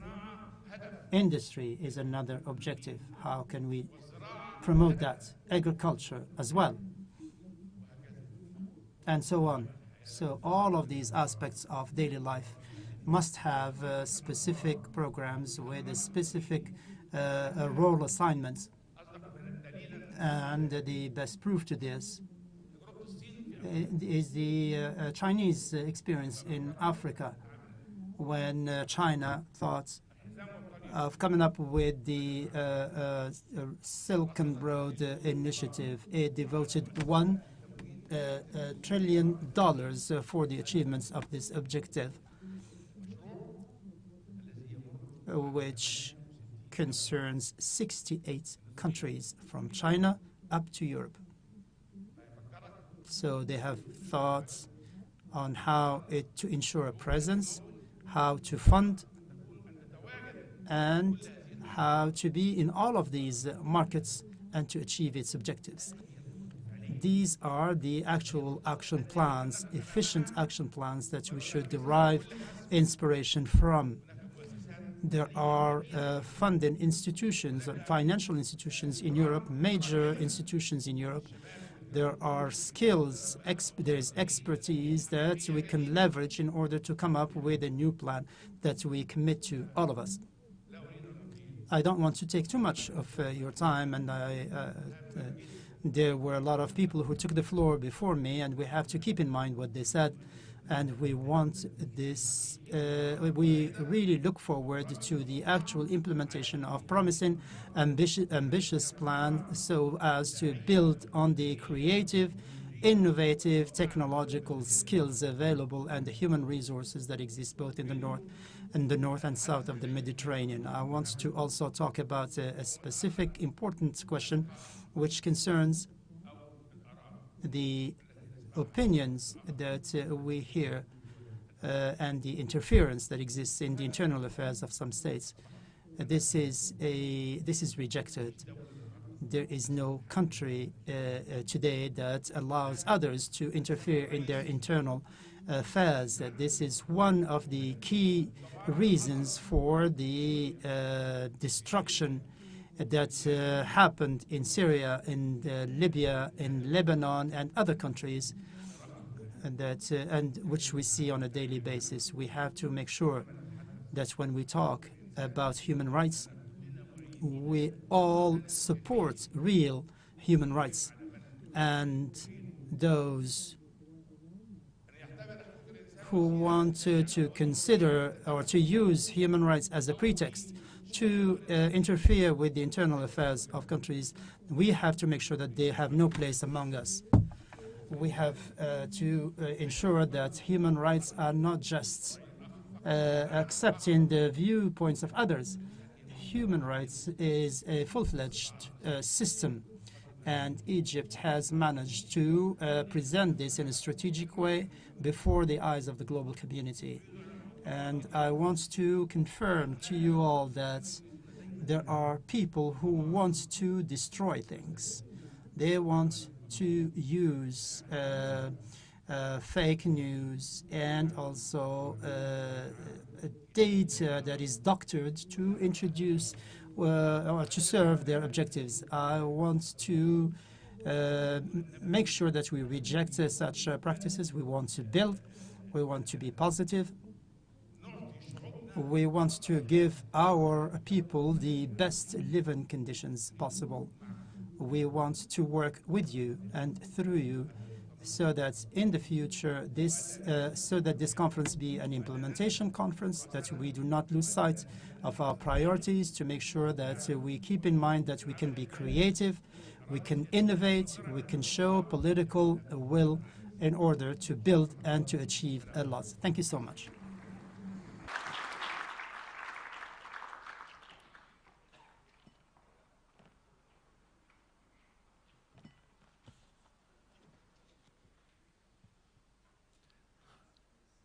Distinguished delegate, we are approaching the end of the opening session. We have the last two high-level speakers who will intervene now.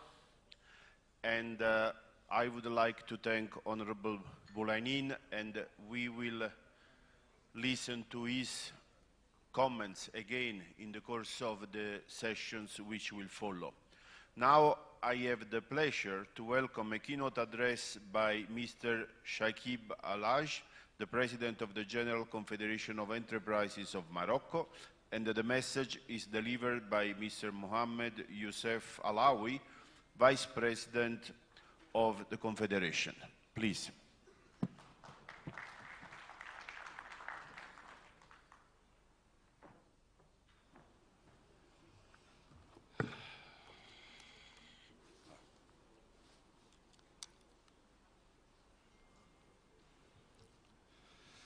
بسم الله الرحمن الرحيم والصلاة والسلام على In the name of the merciful, Mr. Speaker, Mr. President, Mr. Vice President of the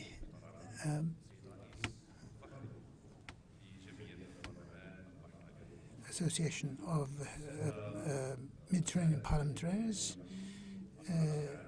ladies and gentlemen, chairmen and chairwomen of commissions, in the name of the Confederation of Businesses in Morocco, whom I honored to represent today, I'd like to express our happiness to see this meeting convened in Morocco, and like to welcome all our friends who are taking part from various countries. I would like to thank especially the Association for Mediterranean Parliaments and the Moroccan Parliament to have organized this meeting, which convening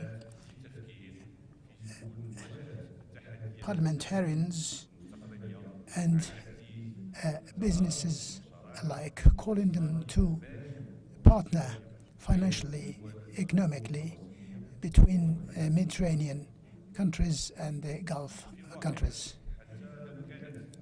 In fact, if our region has enormous potential,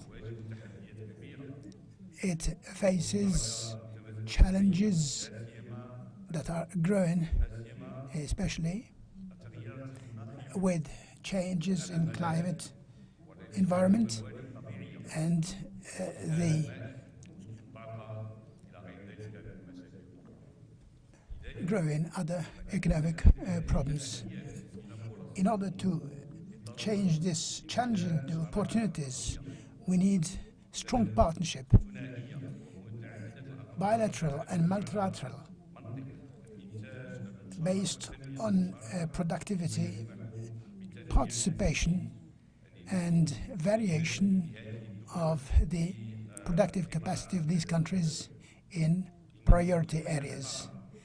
Energy, especially, is a tremendous opportunity, especially as the Mediterranean Sea is one of the world areas that are mostly affected by environment change. And Morocco is one of the rare countries in North Africa that does not have oil and gas resources. And even so, Morocco is undertaking green energy choices. And from this perspective, we can work together and further towards better investments and assistance with international, European, and other energy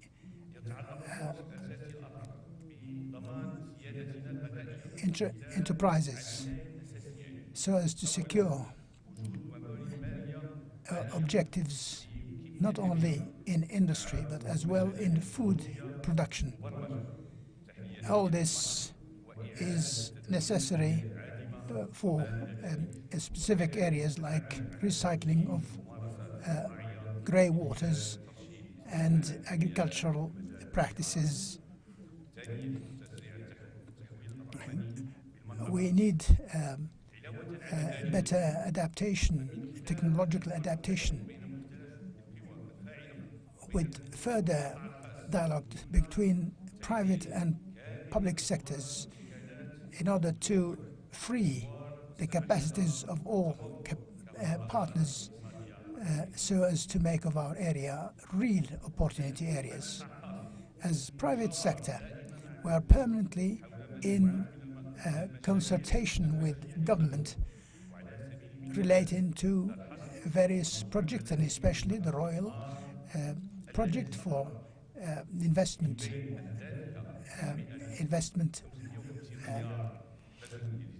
projects for $500 million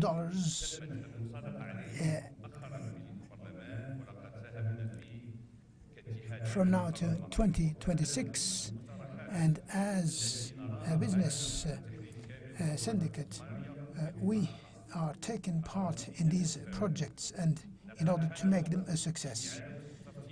It's time to reshuffle our papers and make of our countries real area for trade and industrial expansion. Morocco is well situated. It is by Europe, and we are one of its largest partners, and we are areas that are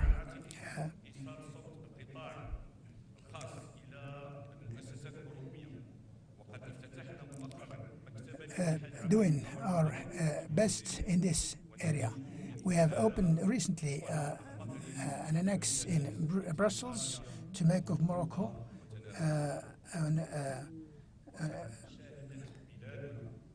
a successful area for expanding investments. Under the leadership of His Majesty King Mohammed VI, infrastructures have been improved to standard of the best global examples, in addition to strategies in various other areas. Morocco is implementing its new development projects, which makes Morocco ready to be part of global development and to give added values to our regional economies with more strength and adaptation. Our partners are key in this effort, and as African saying goes, if you want to go fast, go alone, but if you want to go further, go with partners. Thank you very much for your attention.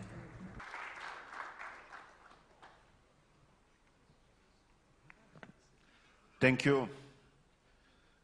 We are coming to the conclusion of the high-level segment, and I have the pleasure to invite to the floor Mr. Chi-Yong Zhu, Managing Director, the Director of Technical Cooperation and Sustainable Development of UNIDO, which is very close to my heart because I started my career as a UNIDO GPO. Thank you, Derek. Thank you.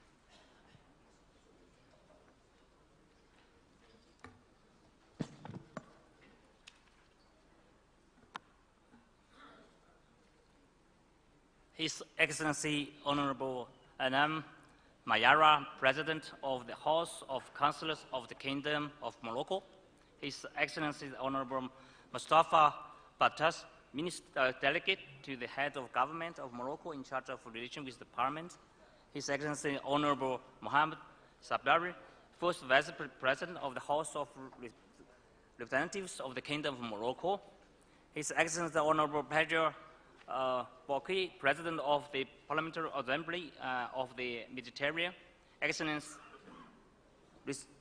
representatives of international organizations, parliament, assemblies, and private sectors, distinguished guests, ladies and gentlemen. At the outset, I would like to join the speakers before me in congratulating Moroccans on their national teams for great achievement in the FIFA's World Cup. All the best to the team's future games. It is an honor to address you today at the PAM Euro-Mediterranean Gulf Economic Forum on behalf of UNIDO. I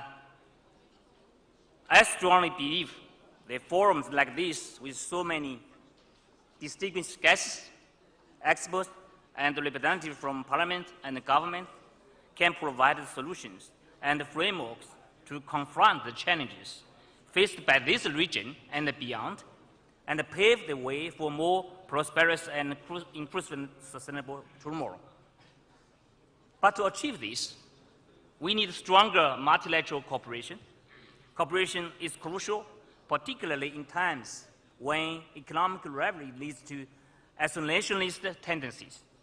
The Euro-Mediterranean is a prime example of the common interest in a common geographic area. Economic interest in the region goes far beyond economic blocks and the national boundaries, so cooperation is in the primary interest of everyone.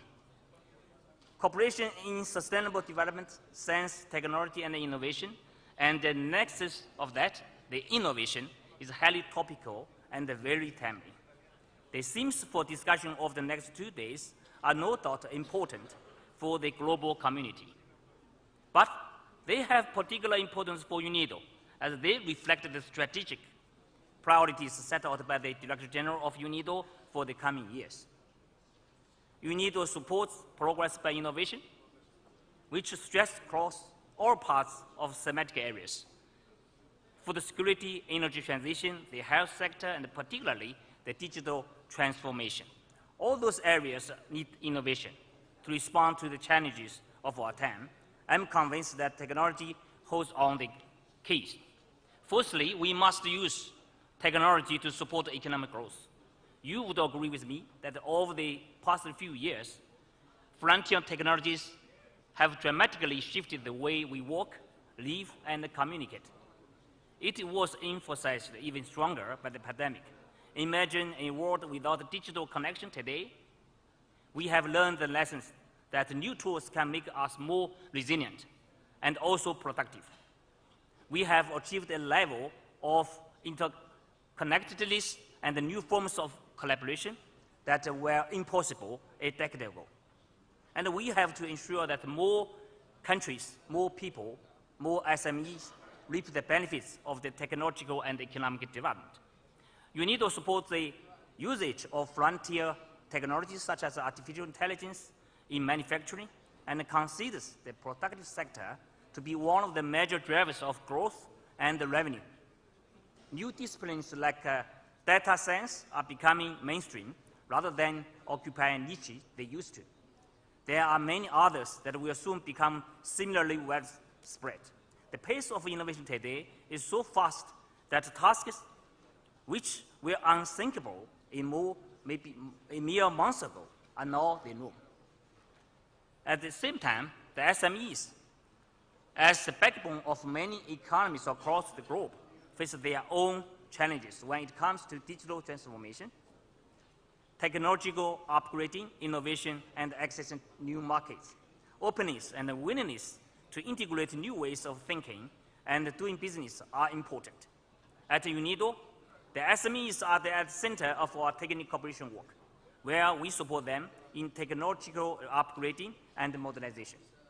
Secondly, we must use technology for human development, for improving health and fighting the climate change. Innovation and technology have always been among the main drivers of human development. Economies have been defined by the technologies they brought forward, and those will be further accelerated in the future. UNIDO supports the adoption and dissemination of the most relevant technology for development. Attaining the 2030 Agenda and the Sustainable Development Goals will require new approaches to ensure that no one is left behind and that dangerous climate change is avoided. Therefore, we must use technology to build more inclusive, sustainable, and prosperous tomorrow. Technological foresight is important when it comes to planning technology rollout and adoption. Some technologies have very long cycles, which has an impact on the future of companies. Planning of the future is not always easy, but technology defines a way that could lead to prosperity, weighing options, ensuring openness, and being able to integrate into new markets or integrate new ideas into products being sold is critical to economic success, both at an individual but also at a collective level. The technologies we build today will define the development pathway of future generations. However, we must not forget about the potential and the current challenges in using the technology. We understand that without proper policy and adequate skills, those technologies can only exacerbate current inequality patterns within countries, across regions, and across the globe. The digital divide still presents several impediments. Skills are not evenly distributed between genders.